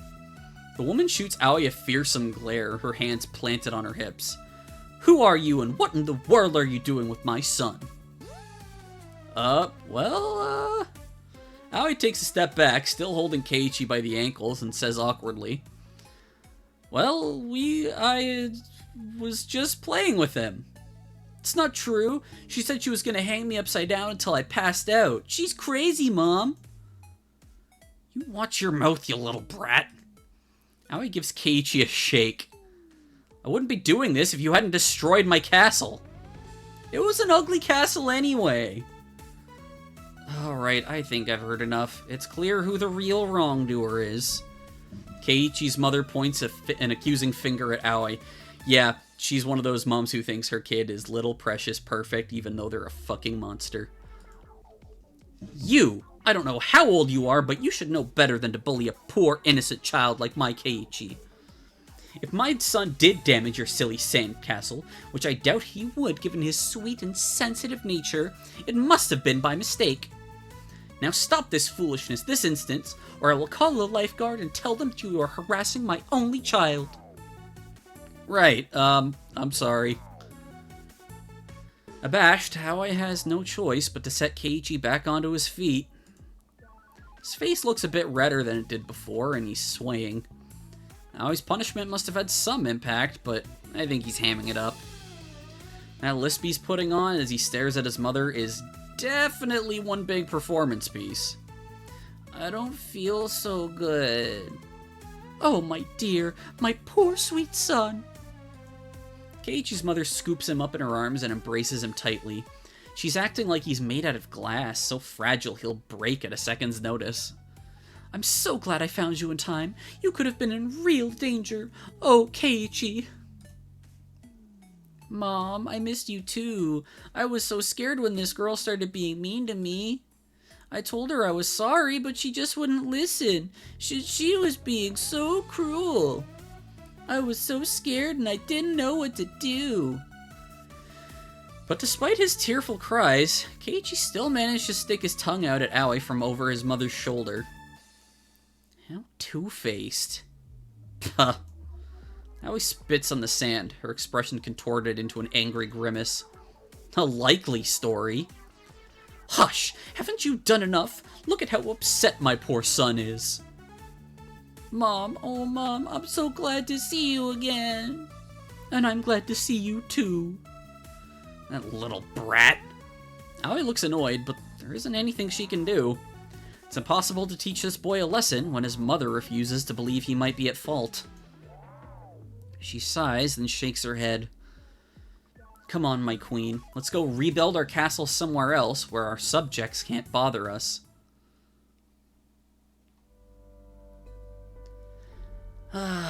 Today was a lot of fun. Aoi smiles in a self-satisfied way that reminds me of a cat. Sighing, she stretches, her tanned arms raised above her head. I sit beside her, my legs crossed, hands resting on my lap. We dried ourselves off and changed out of our swimsuits after playing on the beach, but my skin still feels slightly damp. The sun is starting to set, and the breeze is cooler than it once was. It chills my bare arms and thighs, so I shiver. Did you have fun too, Momoka? I'm inclined to agree with Aoi. I did have a good time, despite the knot of anxiety in the pit of my stomach that never quite went away. We swam in the ocean and explored caves hewn into the cliff sides to our heart's content, until we were so tired we could barely swim another stroke or take another step. But it feels like something's missing. Now the sun is starting to set over the ocean, and I still haven't told her how I felt. Will I ever be able to? I don't know. I look at the golden beach spread beneath me, my hair fluttering in the salty breeze. Elevated above the crowds, it feels like Aoi and I are in our own little world. This would be the perfect time to tell her how I really feel. I want to finish this day with a declaration of love from a queen to her king. But That was just a game. We were only pretending. It's easy for Aoi to call me a queen in her fantasy, but... Are you alright? Oh, I'm fine. You sure? That's right. I was just thinking... Did I ask such a complicated question? I only wanted to know if you had fun. You just need to say yes or no. If only she knew. Everything becomes complicated.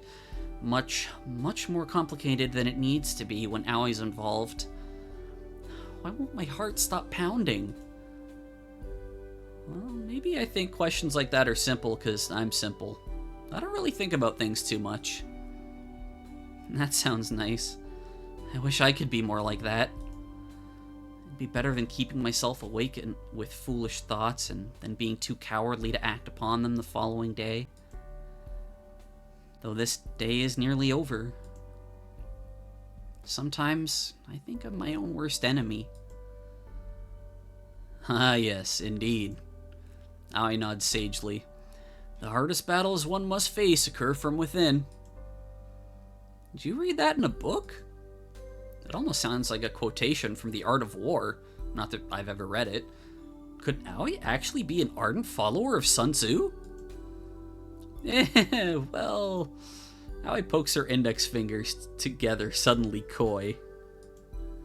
I don't read many books. I don't have the attention span. I just said it because it sounded cool. Sorry to disappoint. Oh, no, I'm not disappointed. Good. I had a great time today, but I'd be even happier knowing you had a great time too.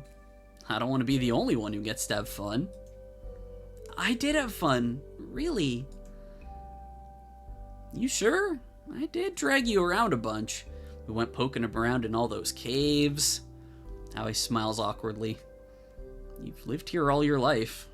I bet Morishima sites aren't half as cool to you as they were to me. You weren't humoring me, were you? No, I wasn't. It's your last day here, so you should be able to do whatever you want. You are a guest, after all. And I really didn't mind. I had a lot of fun. I'm glad you dragged me along with you. Didn't have much choice after we got into that argument with that little brat. You mean Keiichi? Ugh, don't remind me. Thinking about him makes me real mad. If I have any regrets about today, it's that I couldn't teach that kid a proper lesson. Maybe it's a good thing you didn't. I always sound so fired up. I wouldn't be surprised if she took that young boy not by his ankles, but by his neck. Infanticide wouldn't be a very romantic way to end our trip to the beach.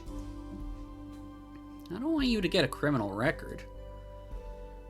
Well, it's not like I want to kill him. I wonder about that. I just want to show that brat what happens when you mess with my queen. I was trying to discipline him for your sake, Momoka.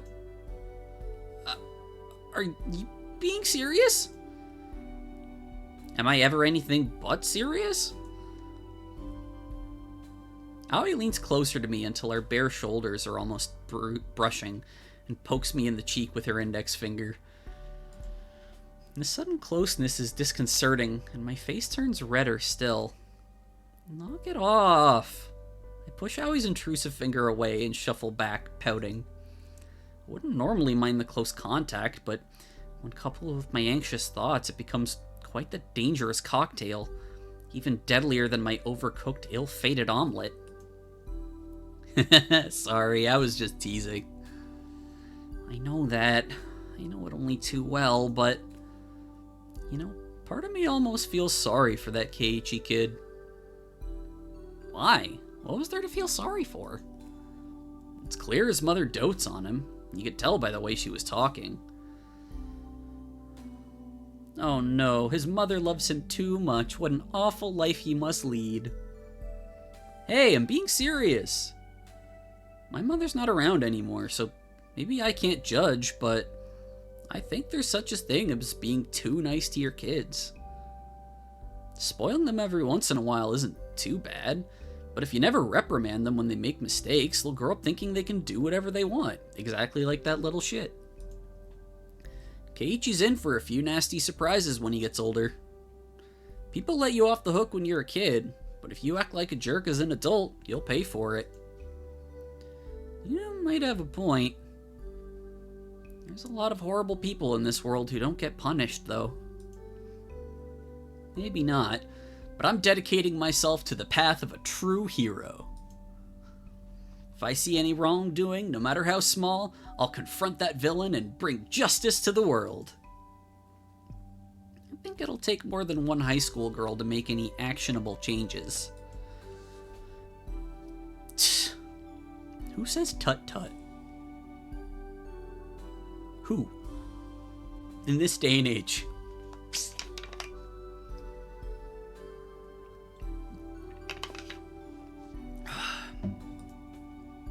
Aoi wags her index finger at me. You underestimate me. I might be one high school girl, but I'm still human, and I still matter. I can change things if I try, which is why I'll never give up. The world can become a bright, shining place, no matter how many Keiichis it may spawn. We all gotta do our best and work hard. And how are you gonna make the world a shining place? Well... Aoi pauses, searching for an answer. Takes her a few seconds, but... I've got it! Aoi puffs out her already impressive chest proudly, like a woman who struck gold, and declares, I'm gonna make everybody happy. Please. This solution is so simple, I can't help but roll my eyes. Next you'll start saying we can fix all of society's problems with the power of friendship. Well, why not? Doesn't hurt to dream. Now you sound like the main character from an adventure story. But despite my pessimism, I thought I was an optimist, but I'm nothing compared to Aoi. I find myself smiling all the same. The world isn't always fair, and things don't always go the way they should. But if there are people like Aoi, it should brighten things up considerably. The world doesn't need to be a dark, scary place. My future is vague and uncertain, but I have to keep believing. I never realized before how jaded I had become about my own island and the people who lived here and my future prospects. I'd almost begun to give up on my dreams. But when I'm with Aoi, I have the power to keep going. She really does make me feel happy. That's why I have to tell her how I feel. This might be my last chance. I can't let this moment pass me by. Hey, Aoi. What?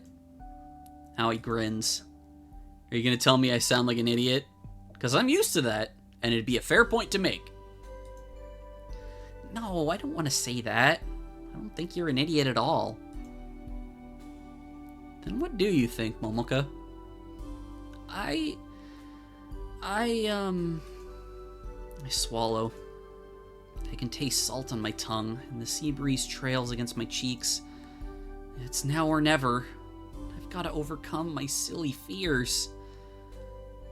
I just want you to know you're my friend, and... Crap, what comes after that?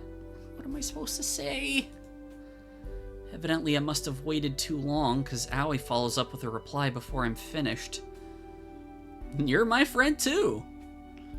I'm glad about that, but, I thread my fingers together and look down at my lap. For a girl who loves romance stories, I'm woefully inept when it comes to writing them.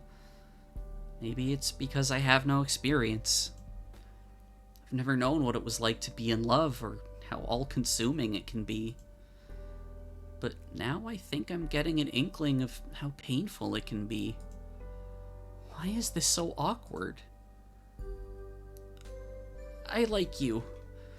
Not just as a friend, or a best friend. You see, when I first saw you, I thought you were the most handsome boy I'd ever met. I span a little story to myself, saying it must be like a scene from a romance story. I decided it was love at first sight, and you were my handsome prince. And then you found out I'm not a guy at all. That must have come as a surprise. Sorry if I disappointed you. I wasn't disappointed, but I was surprised. Shocked, even. I never thought another girl could be so good-looking. But you only thought I was good-looking because you thought I was a guy, right? Maybe at first, but... It's okay, you don't need to spare my feelings. I've seen all those romance stories you have on your shelves. They're all about cute young girls falling for handsome older guys. That's a standard. It's what sells, because it's what people like. I don't fit into either of those categories. Maybe I do look handsome from an outside perspective, but when you figure out I'm really a girl, all that allure goes out the window. That's what the kids in my class tell me. They think I'm a weirdo.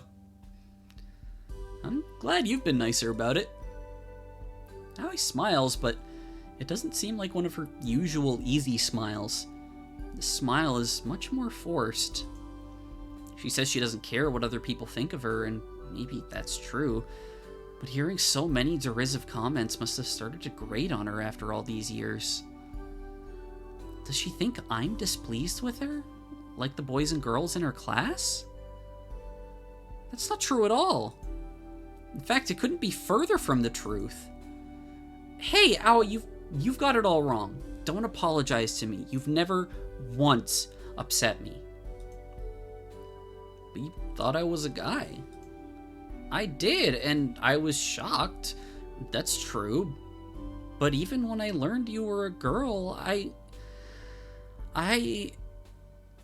ball my fingers into my fists and cry out. I still thought you were handsome. I still do. Huh? Aoi looks at me blankly, her eyes large and glassy. Are you for real? Yes, I'm for real. My feelings are very, very real. I told myself the silly first crush feelings I had when we met would go away over time. They had to. I mean, you're a girl, and so am I, and I've never even considered that I might like girls before. I thought I might have been confused. But though I tried to ignore them, my feelings didn't go away. They just got stronger and stronger. At first I liked you because of the way you look. It was pretty superficial of me, really. I didn't know much about you. But then we spent more time together, and I saw how funny and supportive and cheerful you are. I'd started to get sick of Omorishima. I thought I knew everything about this island, but you made me see how wrong I was. When I'm with you, this island doesn't seem quite so small. You made me see how sad and small-minded I'd been. How could I not like you? I like you a lot. More than I can express. You don't mean... That's right. I love you, Aoi, and I really am glad I met you. Momoka, Aoi stares at me, perfectly motionless like a doll. For a few moments, I worry that she might reject me. I'm already formulating the lines in my head. I'm very flattered that you care for me so much, but I can't return your feelings. I was being nice to you, because I'm nice to everyone. Aoi, probably. We've only known each other for 2 weeks, you know. You're taking this too seriously. These would be apt points to make. I can't refute any of them. I can't imagine why Aoi would fall in love with me. She's handsome and funny and cheerful and kind and energetic, and I'm just... Momoka. I wouldn't blame for Aoi if she didn't return my feelings. This is a lot of emotional baggage to lay on her, particularly during her penultimate day in Omorishima. I'll still like her, even if she rejects me. It might not be so bad. We can still be friends, even at a distance. That's what I tell myself, but I can't believe it. I never thought you'd say this, but I like you too. Oh, I prepared myself so thoroughly for being let down that now my expectations have been betrayed. I don't know what to do or say. I've thought about my confession for days, picking and choosing and discarding words until the early hours of the morning, but I never once thought of what to say if she actually returned my feelings. How would a heroine in a shoujo manga react? I should have read more than enough romance stories to know, but I'm drawing a blank. What? But why would you ever like me? I mean my question in earnest, but less than 2 seconds later...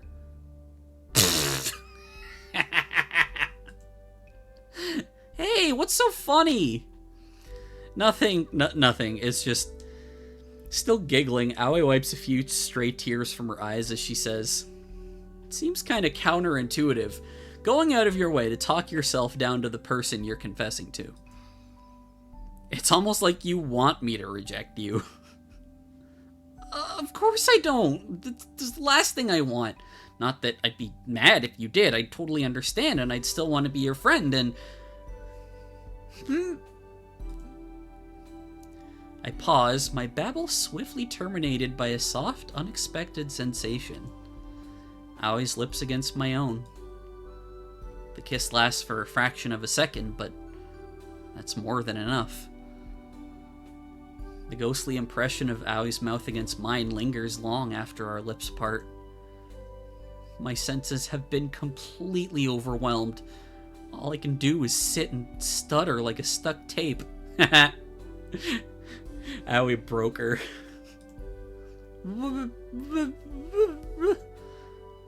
What is it? You look all flushed. You don't have a fever, do you? No, I don't. I'm just fine. You're the one who's acting weird, kissing me out of nowhere. What was that for, anyway? I just wanted to talk to you. Then couldn't you have, I don't know, used your words or something? Isn't that why they were invented? I could have, but you were babbling and I didn't think you'd listen to me. I thought a physical show of my affection might be the easiest way to get your attention. And I was right. I guess it was pretty effective, but you have to be more careful. You could have given me a heart attack. Is that so? Aoi laughs ominously, one hand beneath her chin. I didn't know my kisses were so powerful. I must be like super OP. Don't get too full of yourself. This is just the first time I've been kissed and I didn't know how to react. But you liked it? I didn't hate it. Maybe we should do it even more. In that instant, all my self-righteous anger dissipates. I can do nothing but blink at Aoi, my cheeks pink, my heart humming inside my chest. Do you want to? Yep. But why? 'Cause I'm a simple girl. I like doing things that make me happy, and I don't like thinking too much about them. Kissing you made me very happy, and I'd definitely be interested in trying again. But why me, of all people? There's nothing special about me. That's just what you think. It's what you thought about Amorishima too, but I proved you wrong about that. Didn't you say yourself that you'd had fun on this island these last 2 weeks? I guess, yeah. I had fun because I was with you. And I had fun because I was with you. You said I was kind and cheerful and supportive, but I feel the same way about you. I think you're amazing too, even if you don't see it yourself. You put yourself down a lot, but that's because you spend too much time focusing on your flaws rather than your talents. You're a really sweet girl, and you're cute too. I'm not. Yeah, you are. You're totally cute. You stole my heart when we first met. When you first met me, I nearly concussed you with my shoe. And it certainly left a strong impression. I thought you looked like a fun person to hang out with, and I was right. You're very entertaining, but you're also sweet. You don't judge me or scoff at me. You haven't tried to change me. How could I help but have a crush on you? Plus, you react so cutely whenever I poke fun at you. You like poking fun at me? Sometimes. You're more of a bully than I thought. Only when it comes to cute girls. And I think you're the cutest. You won't be able to get around me with flattery. But despite my feeble arguments, I can feel my cheeks turning pink. My first crush wasn't in vain. My innocent, maidenly feelings were not broken on the wheel of despair as I feared. I feel so light I could soar into the orange sky like a bird. You're so cute, Momoka. Aoi. We face one another, the wind gently blowing our hair to and fro. As if in slow motion, Aoi places her hands on my shoulders, while I wind mine around her back. Our faces draw together, our noses almost bumping. I can feel Aoi's breath on my skin, warmer than the salty breeze, and softer, sweeter. I think I've read enough romance manga to know where this is going. I've never been this close to another girl before, or anybody else for that matter, but my body seems to know what to do. It might be shaking, but I feel safe when I'm with Aoi. Hey, Momoka? Yeah? I've really enjoyed my time with you. Same here.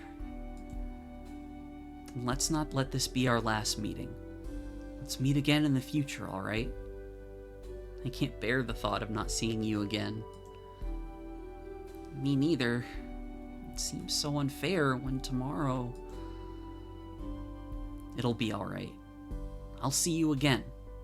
I promise. You do? Yeah, I do. And I don't break my promises. I'll definitely see you again. I have to. Otherwise, I wouldn't be able to do this like a million more times. Aoi leans in and presses her own lips against mine. Sweeter the second time, ah. The kiss is very sweet and soft and tastes faintly of salt. In the distance, the sun continues to set, and the golden waves roll against the rocks.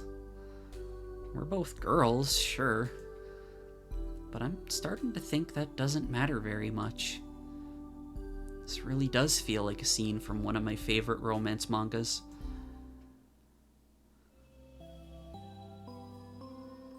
Aoi doesn't sleep on the futon on the floor that night, as she has the last 2 weeks. Instead, she's sharing my bed. We're facing one another, so close we could kiss, though we haven't. Not since our lips met on that cliff, bathed beneath the orange sunshine. It's pitch black outside now, and it's hard to pick out Aoi's features in the dark, but our closeness helps. I can see the outline of her jaw in the gloom, her choppy hair fanning across the pillow. I observe her silently, content to simply watch. There's no point in saying anything. I have nothing clever or entertaining to say, and anyway, Aoi's already asleep. She's stiller than a piece of driftwood washed up on the beach. Her sleep is so deep, her eyelashes don't even flutter. Her faint snores fill my bedroom.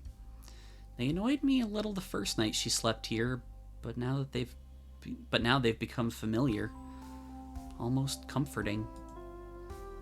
They make this feel more real than ever before. We're finally together. I'm by Aoi's side even as she sleeps, and I don't want to leave her. I don't want her to go. But I'm not going to think about that now. Not when we're lying together, our fingers inches apart. I breathe in deeply through my nose, then out through my mouth. I don't think I've ever felt quite this at ease before. I finally told Aoi how I felt. Now she's not just my friend. Neither is she my best friend.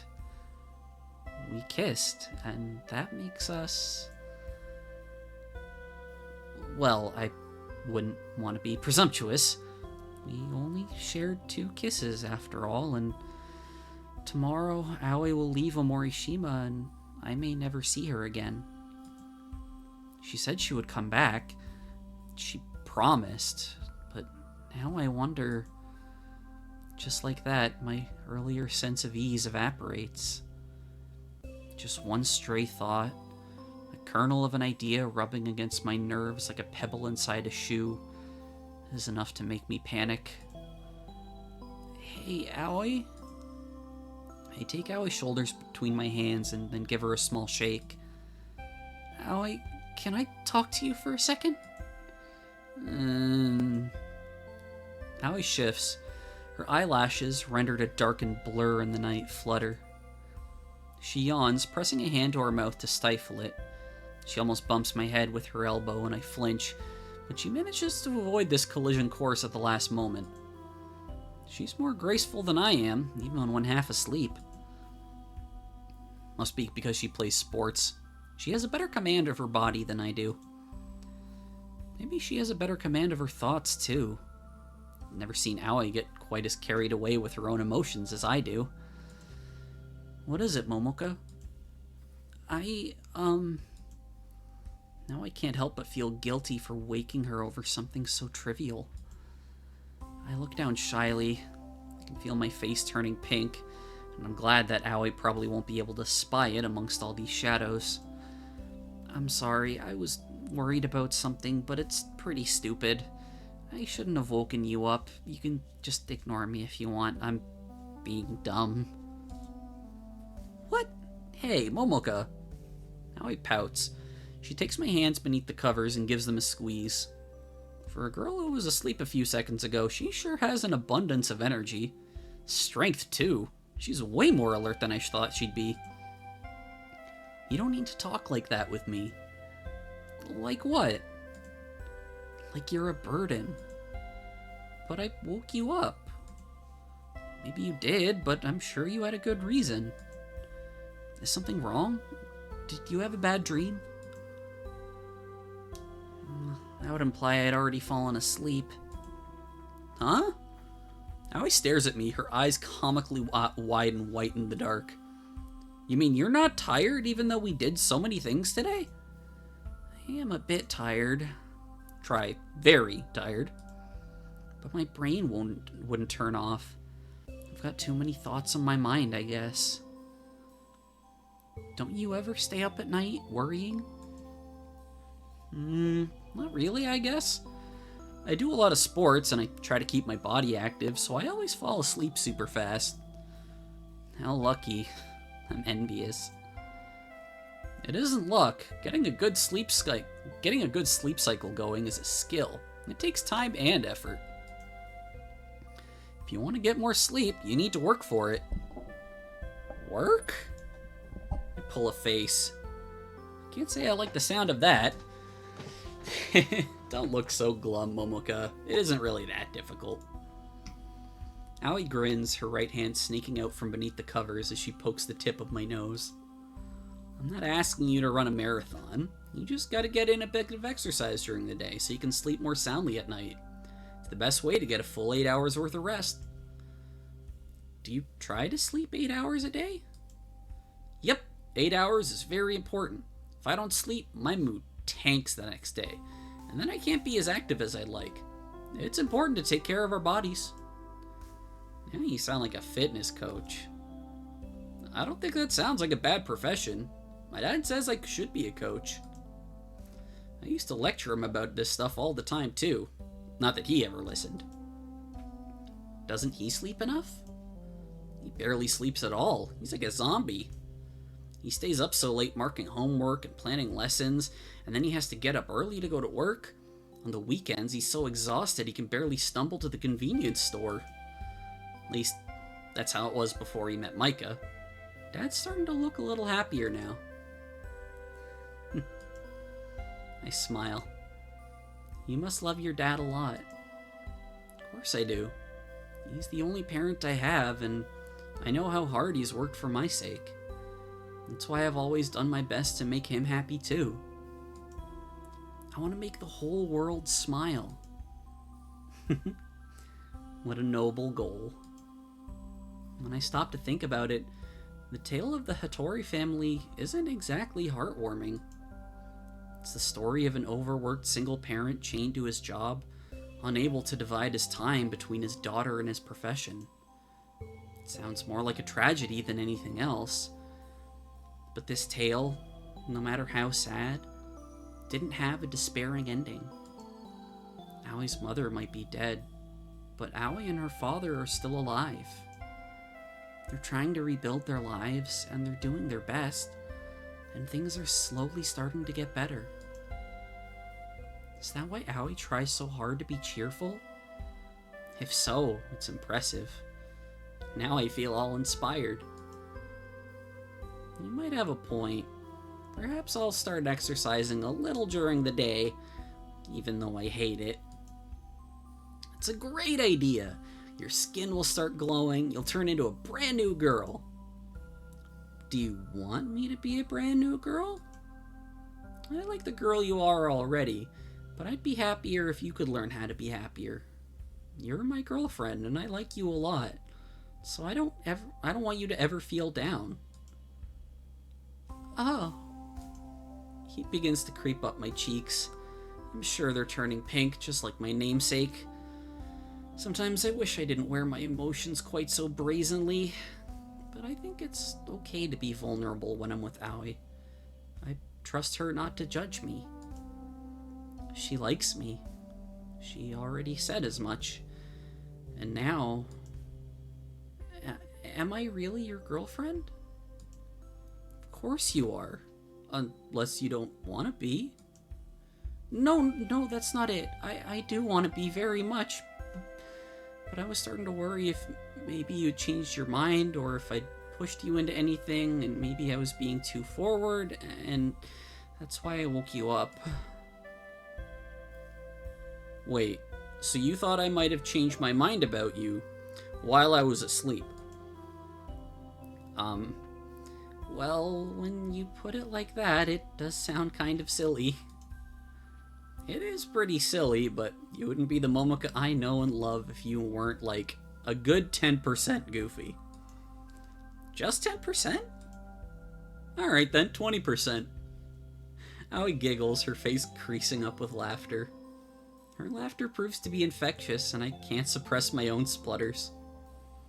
Soon the two of us are laughing together in earnest, our legs still coiled, our fingers linked together like fronds of ivy. My giggles finally subside, and my chest has stopped rising and falling. My eyes meet Aoi's once more. I give her hand a gentle squeeze and say beneath my breath, "So you're my girlfriend?" "Yep, and you're mine." "Girlfriend, huh?" I shake my head, bemused. Never thought I'd ever have a girlfriend. Neither did I, but then again, I never believed I'd have a boyfriend either. Did you want one? Aoi snorts derisively. No way, I'm not interested in boys.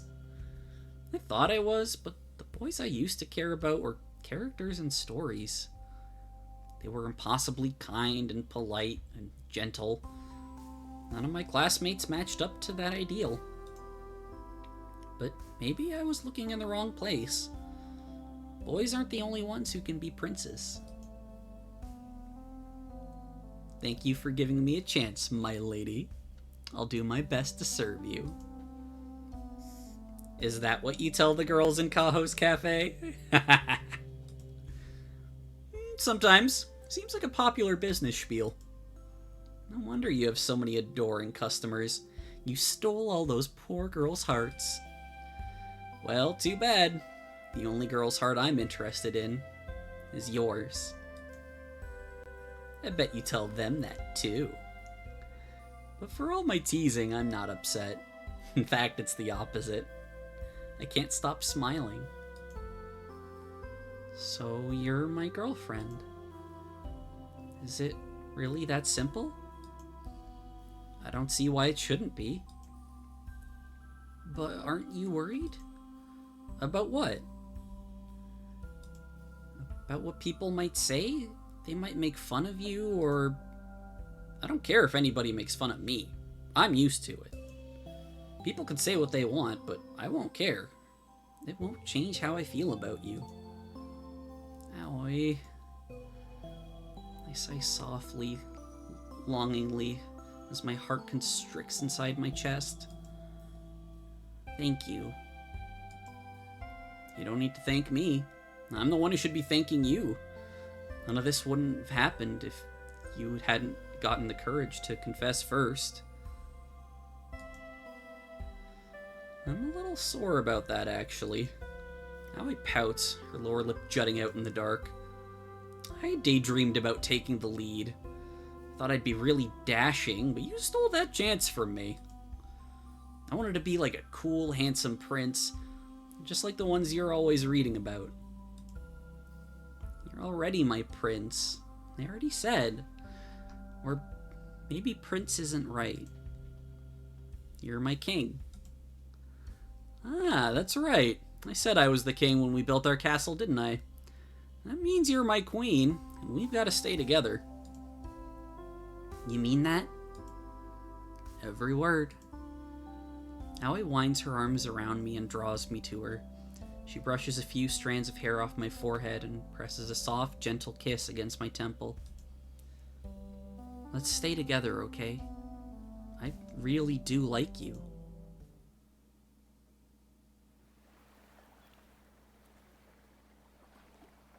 Dawn of the final day, I think.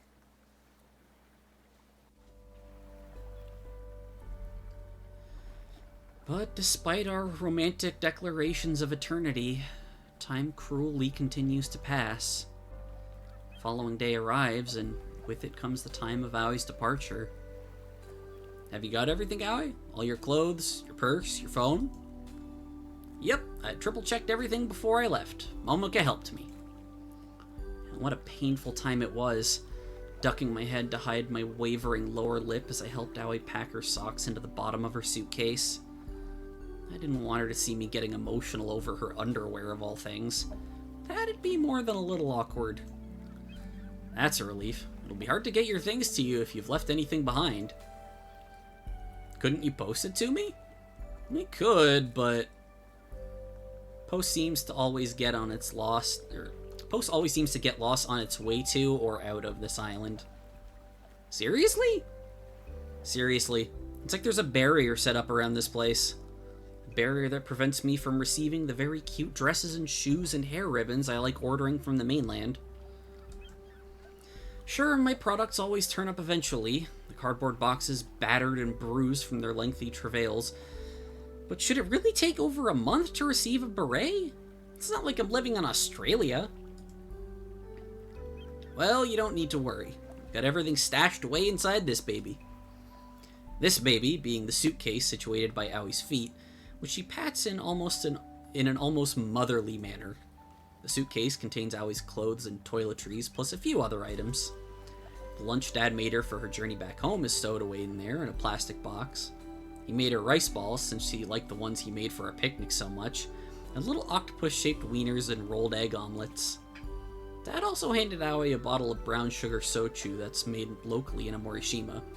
The shochu isn't for Aoi, as Dad stressed, as Aoi isn't old enough to drink yet, but for Seiji. It's supposed to be a present.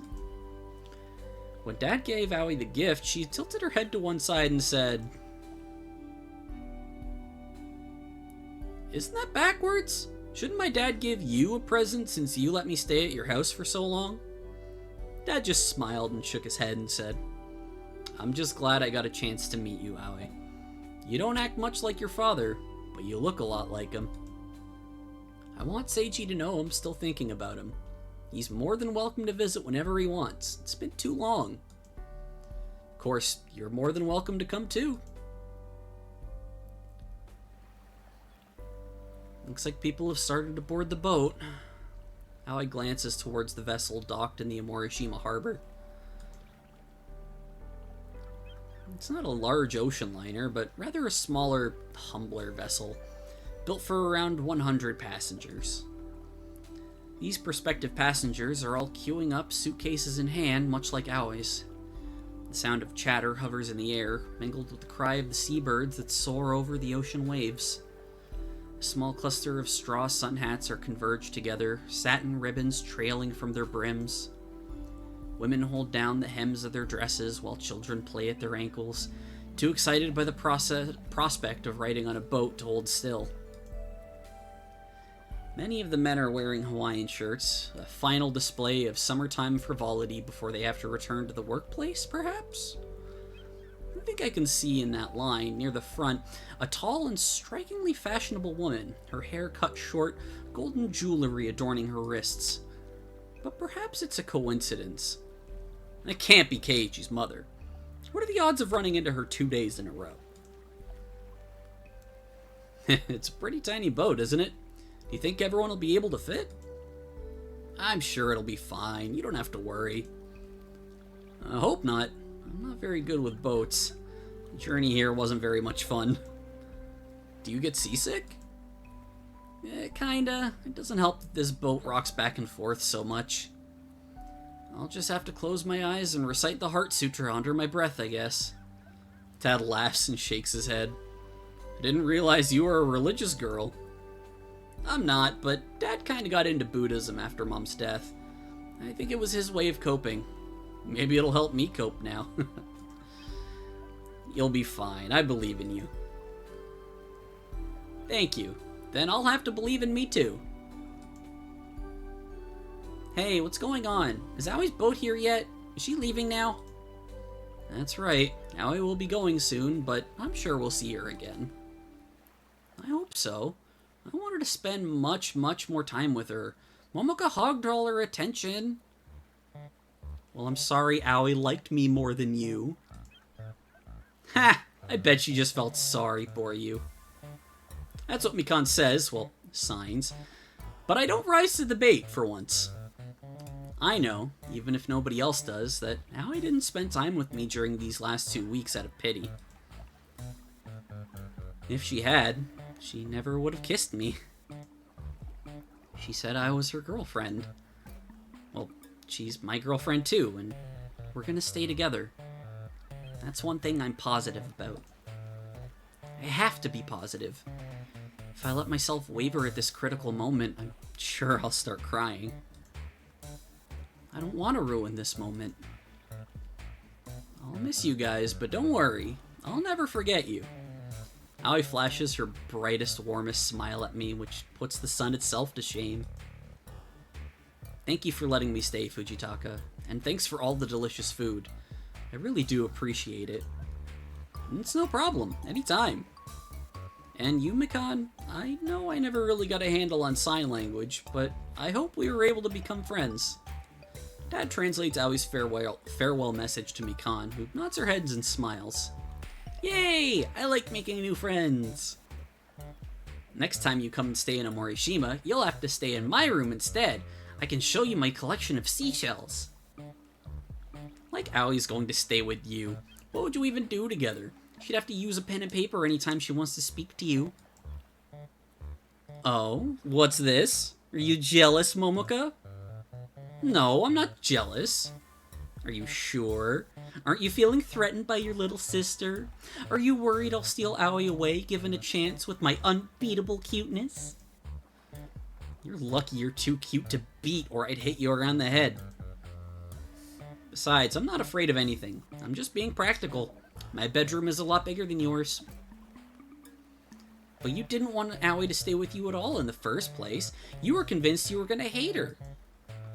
Well, I was wrong. You're wrong about a lot of things, aren't you? I mean, you used to think you wanted to date a handsome prince, like the ones in your silly manga. The manga I read isn't silly, and Aoi is even better than those princes, so shut up. I can't help but shut up. I can't talk, stupid. Having the little sister be deaf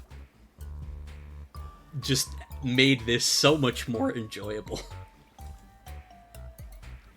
The stupid one is the person who calls the other person stupid. Aoi looks between Mikan and I, blinking confusedly. What are they saying? It's, nothing you need to know. They're just arguing like usual. Before I came to Omorishima, I didn't even know it was possible to have a silent argument. I've learned a lot of new things. I've seen a lot of interesting places, too, and I've had such a fun time. It's all because of you. Thank you, Momoka. Oh. Aw. Goodbye for now. I'm sure we'll meet again someday. I pause, my heated debate with Mikan suddenly cut short when Aoi takes my hands in her own. We stand together on the beach, the rolling waves breaking up against the shore and the sun shining on our heads, while the wind gently blows our hair about our faces. I can vaguely hear the sea. So that's seagulls, but it is spelt seafoals.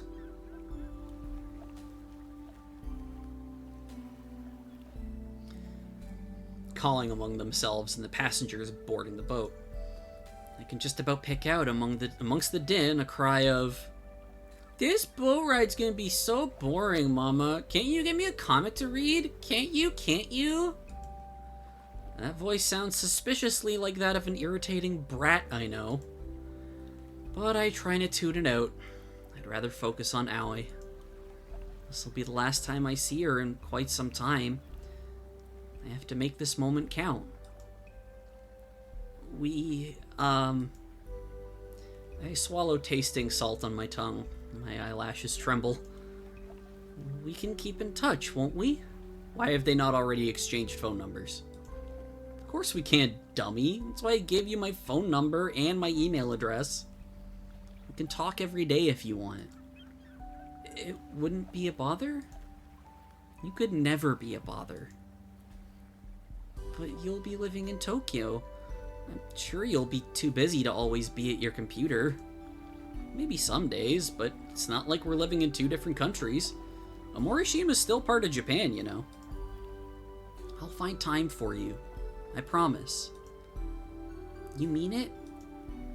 How many times do I have to tell you? I don't say things I don't mean. You're my girlfriend, so I want to be there for you. I'll support you no matter how far away we are.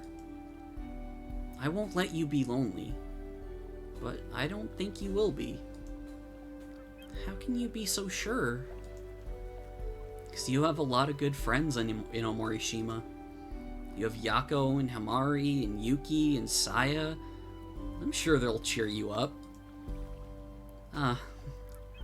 You're right. I was so fixated on Aoi's departure, I didn't think about that. But now I can see more clearly than ever that I'm not going to be alone. Aoi isn't the only friend I made during these last 2 weeks, and it's all because of her I was able to form these new relationships. I would never have spoken to Yuki, or become entangled in her relationship with Hamari, and I certainly wouldn't have become friends with Saya. Aoi was only with me for 2 weeks, but she's broadened my horizons. My world will never be the same again, even after she leaves. I should probably go soon, but don't worry, this isn't the last you'll see of me. Is that a threat? It's a promise. Let's make this happen. Someday I'll become a famous basketball player, and I'll do my best to become a famous manga artist. Then we can do whatever we want and go wherever we want to go. Ha! Manga artists don't get to do that. That's silly. And where do you want to go exactly? Well, let me think.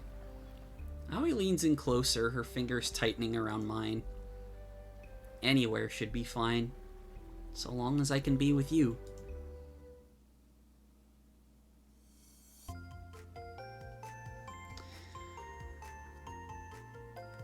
Gay! That was so fucking cute. And I'm pretty sure there's like a post-credits thing. Yeah, there's an achievement that says together again, just like a fairy tale. God, Momoko's such a girl failure. I love her. Also, Yuki ending up in a box was just like, oh my god. I felt bad for her, but also was like, Jesus, would you stop? Thank you for reading. Thank you for making. Everybody should go check out Ebihime. She's done a bunch of VNs, not just Yuri stuff. 2 years. Shit.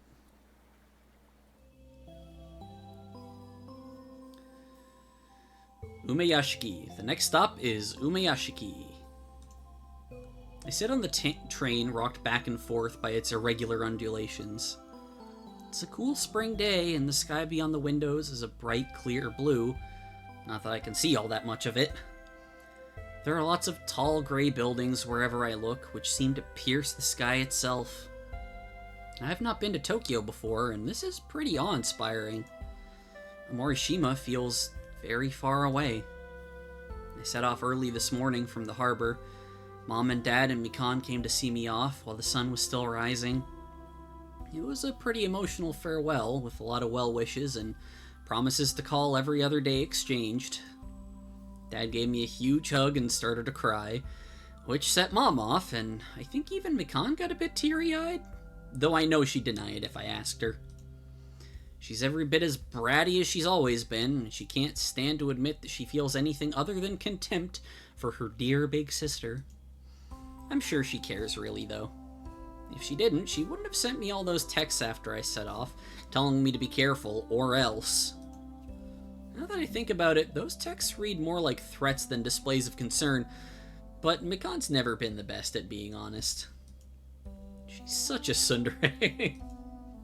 She even has the twin tails for it.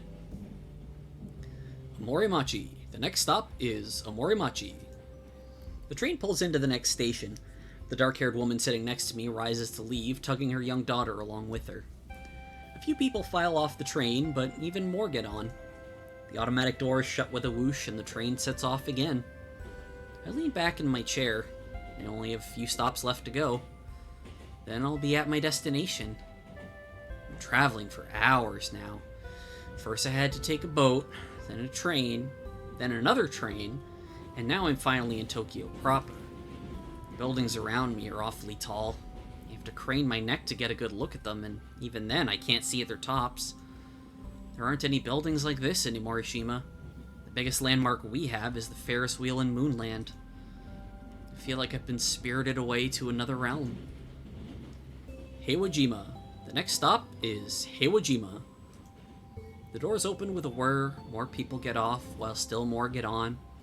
The train's pretty packed. I scrunch myself up against the back of my seat, trying to make myself as small as possible. I feel very tiny indeed in Tokyo. It's a lot bigger than I imagined. It's a lot busier, too. I'm afraid I'll get lost, though this shouldn't be too much of a problem. It's not like I have to hack this alone. She's waiting for me at Shinagawa Station. I know that for a fact, because she just sent me a text confirming her location. It's been almost 2 years, but I'm finally going to see Aoi again. I can hardly wait. Omorikaigan. The next stop is Omorikaigan. Aoi never did come back to Omorishima, but we kept in contact. We sent texts every day, more or less, and we video called whenever we could. The distance changed our relationship, but we haven't drifted apart. We're still good friends, but no, that's not quite right. Though I certainly regard Aoi as a friend, that word doesn't fully surmise my feelings for her. She's my girlfriend, and I love her a lot. My attachment to Aoi hasn't wavered one bit throughout all these months. But what about her? Does she still feel the same way about me? The messages she sends me are all cheery enough, but I'm starting to worry. Tachiagawa. Next stop is Tachiagawa. 2 years is a long time. A lot can change. I've certainly changed, at least in terms of my appearance. My hair's longer now, and I'm trying to get better at applying makeup and doing my nails, with a bit of coaching from Saya. I want to cultivate this image of being elegant and ladylike. I'm a university student now, and I'm gonna start living in Tokyo. I'm making a real effort to reinvent myself. I spent a lot of time last night picking out today's outfit. I coordinated my skirt and my shirt carefully, and I even selected matching hairpins. It's been so long since I saw Aoi, it feels imperative that I make a good impression. Please God tell me Aoi is just in her like regular ass clothes. I want her to fall in love with me all over again. Samezu. Next stop is Samezu. I woke up at 4 this morning so I could style my hair, apply my makeup, and slip into my outfit. I poured heaps of time into my appearance, though I'm afraid it was for naught. I've gotten all rumpled and sweaty after all this traveling. My hair is starting to look distinctly flat. I chipped one of my nails, and I spilled green tea over my shirt when I was eating the lunch my mom gave me. I feel hot and uncomfortable and anxious, and try as I might, I can't keep still. My manicured fingernails tap against the inside of my arm. There's only 3 stops left. In 10 minutes, perhaps even less, I'll be face to face with Aoi again. What will she say when she sees me? What will I say in return? I've mapped this day out in my head hundreds, maybe thousands of times over the last few months, but I keep drawing blanks. I'm excited about our reunion, of course I am, but part of me is utterly terrified. Amano Yokocho. Next stop is Amano Yokocho. I hope things won't be awkward. I pray we can lapse into the same easy, companionable banter we did 2 years prior when Aoi lived under my roof on a Morishima. We were only together 2 weeks, but it made quite the impact. It's been 2 years since then, and there's not been a single day I've not thought of her. It was because of Aoi, in part, that I decided to apply for a bunch of universities in Tokyo. Most of my classmates, Rika and Chiako included, ended up going to universities in Miyagi, which is much closer to home. I'm one of a very small group that's going to Tokyo. Saya can also be included in this group, but she isn't attending the same university as me. I'm going to a place that specializes in the art, whilst Saya is studying law? She's studying law? Alright. She'll be staying in this fancy dorm about a half hour away from me. I think she should be there already. I'm planning to meet up with her later, but first I've got to reintroduce myself to Aoi. Oh, I wipe my palms on my skirt. They're starting to get sweaty. My heart's pounding fit to burst. I feel like I might be sick. Roller coasters don't bother me, but this train ride's doing a real number on my well-being. Shimbamba. The next stop is Shimbamba. There's only 2 stops left. Then I'll step off the train and I'll see Aoi again. I'm pleased about this, but I'm also afraid. Oh god. Oh god, oh god. What if we've drifted apart? It's almost too horrible to contemplate. I'll still have Saya, I guess, so I won't be totally adrift in Tokyo, but will Saya be able to soothe my broken heart? No. No, she won't. She's not as selfish as I once thought. After Aoi's departure, she and I became pretty friendly, but she's not the most tactful of people. Well, hopefully studying law will fucking fix that. Money can buy a lot of things, but it can't buy an understanding of us commoners or our problems. I sometimes think the more money a person has, the more out of touch they get with the rest of society. Saya's trying her best to be more considerate, but she still comes out with some pretty thoughtless stuff from time to time. Kitashi Nagawa. The next stop is Kitashi Nagawa. Oh god, there's only one stop left. I'll be seeing Aoi again soon. Perilously soon. My fingers grip the fabric of my skirt. I twist it between my fingers, my brow furrowed. My heart feels like it's gonna beat its way out of my chest, and there's a bitter taste on my tongue. I glance about, trying to calm my nerves. It doesn't really work. I can't stop thinking about Aoi. She grew up around here, amongst these high-rise buildings. This is her home, as Morishima is mine. She knows her way around, but I feel utterly lost. I wonder if she felt the same when she arrived at Morishima. A fish out of water. She must have felt out of place, but she still smiled regardless. The memory of Aoi's smile helps soothe my anxious heart. I think I should be fine, if I can see that smile again. I really have missed her. Aoi isn't going to university like Saya and I. She got a job at a sports center instead as a tennis instructor. I didn't know Aoi was good at tennis, but it doesn't come as a surprise. She's good at most sports. She's still living with her dad for the present. She can't afford to move out. I'll be staying in a dorm near Aoi's apartment, so while we won't be under the same roof, we should be able to see one another often. It was Aoi who helped me find this apartment. She offered to pick me up at the station and to walk me over there in case I get lost. Then she's gonna show me around Tokyo. You were my tour guide when I stayed in Morishima, so now I've gotta return the favor. It'll be lots of fun. I'm looking forward to our date, Momoka. That's what Aoi said. I think it should be fun too. I hope it'll be fun. Oh god, my hands are so sweaty and my heart's thumping a mile a minute. What if Aoi no longer likes me? What if she's grown bored of me? What if she starts seeing somebody else? She said I'm looking forward to our date, and you're worrying about this shit. Girl. What if... Shinagawa. The next stop is Shinagawa. Ah, this is my stop at long last. I can't keep sitting here wallowing in my own fears. I have to get moving.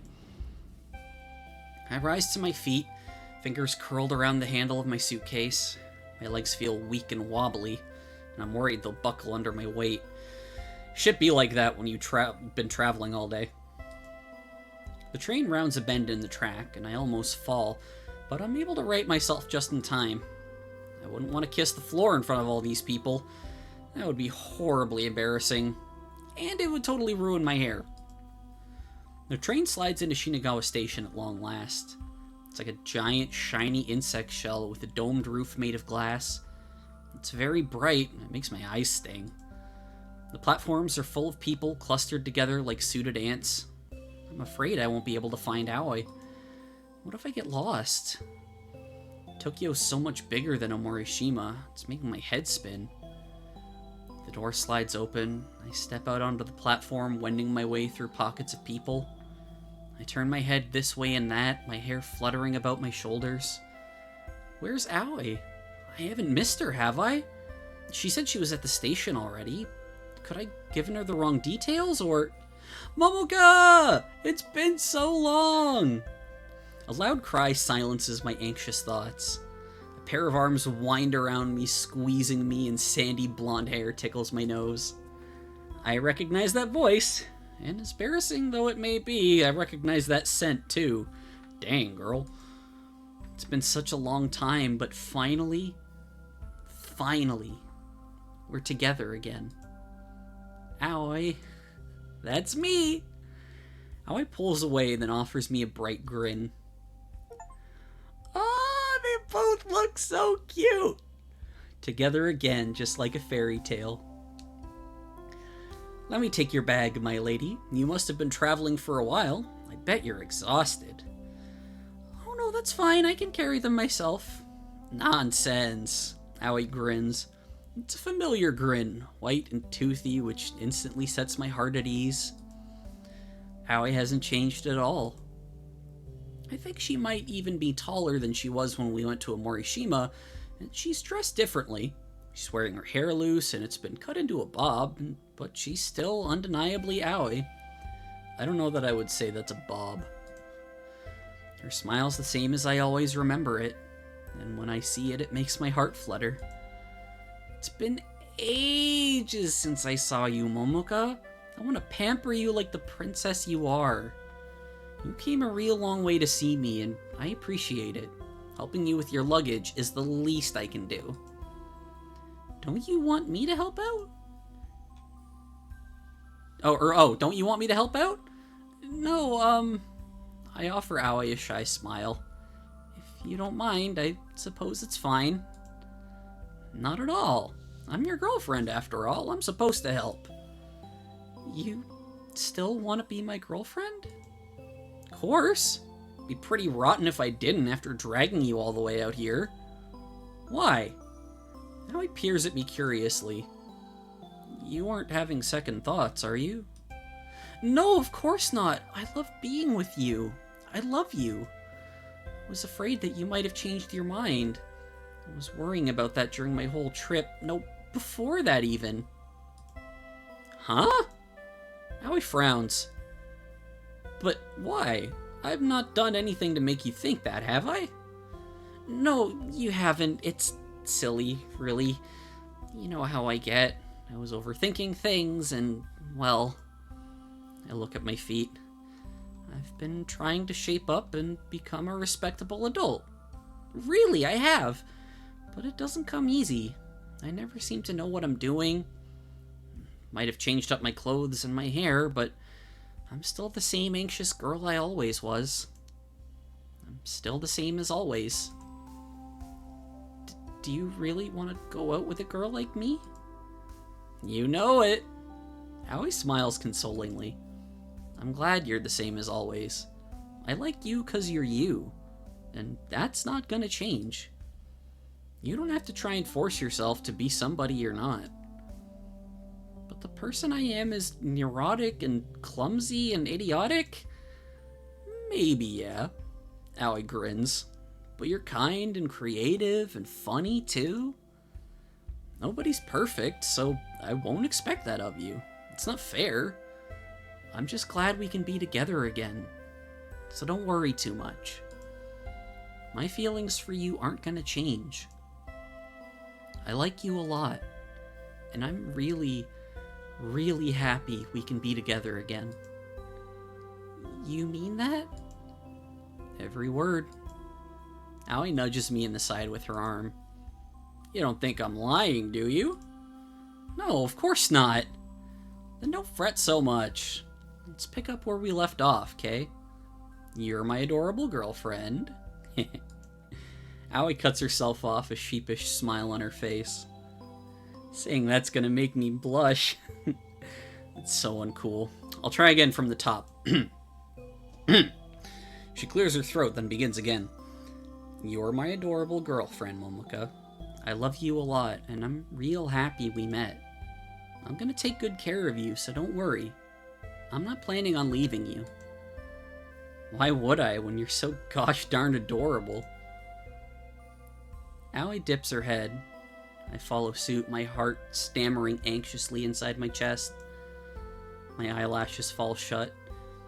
Then I feel warmth spreading across my lips. Aoi's kissing me. It's been a long time since we were last together like this, but my body remembers what to do instinctively. I sigh against her, feeling safe and warm, and more importantly, happy.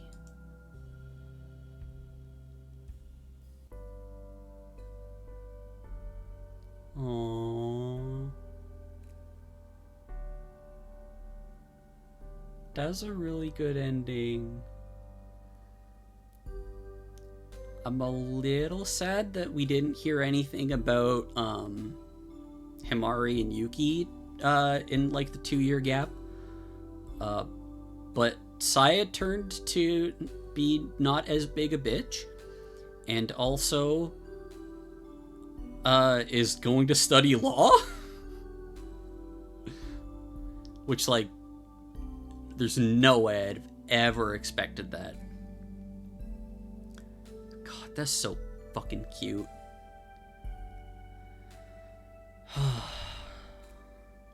I have something lined up for next week, though, so Women Wednesday is still a go. There will be a stream on Friday, even though I said I was going to switch to Saturdays, because it's Canadian Thanksgiving this weekend, and I'm doing family things on Saturday, so I will be out of town. So yeah, it'll be either GB4 or Satisfactory, whichever I'm feeling the need to play more first. We did get the Calibarn and the Mighty Strike Freedom in the free update yesterday, so I'll probably do a stream for testing them out. But yeah, thank you everyone so much for coming out, for joining me with this story. This was this was great. It had everything. It had cute tomboy, had the amazing girl fail main character, it had the fucking Ojo rival who didn't know that the tomboy was actually a girl and not a dude. This was good. We'll probably visit some more Ebihime stories in the future, but not immediately. Next week we will have some very new stuff that literally only released within the last month, maybe even less. I can't remember when exactly they dropped, but yeah, I will tell you more about that probably at the end of Friday's stream. But yeah, thank you everyone again so much for coming out. This one was a lot of fun. I'll be remembering this one for a while. But yeah, I will catch you on Friday, and until then, I hope you have a great rest of your night. Catch you later, demons.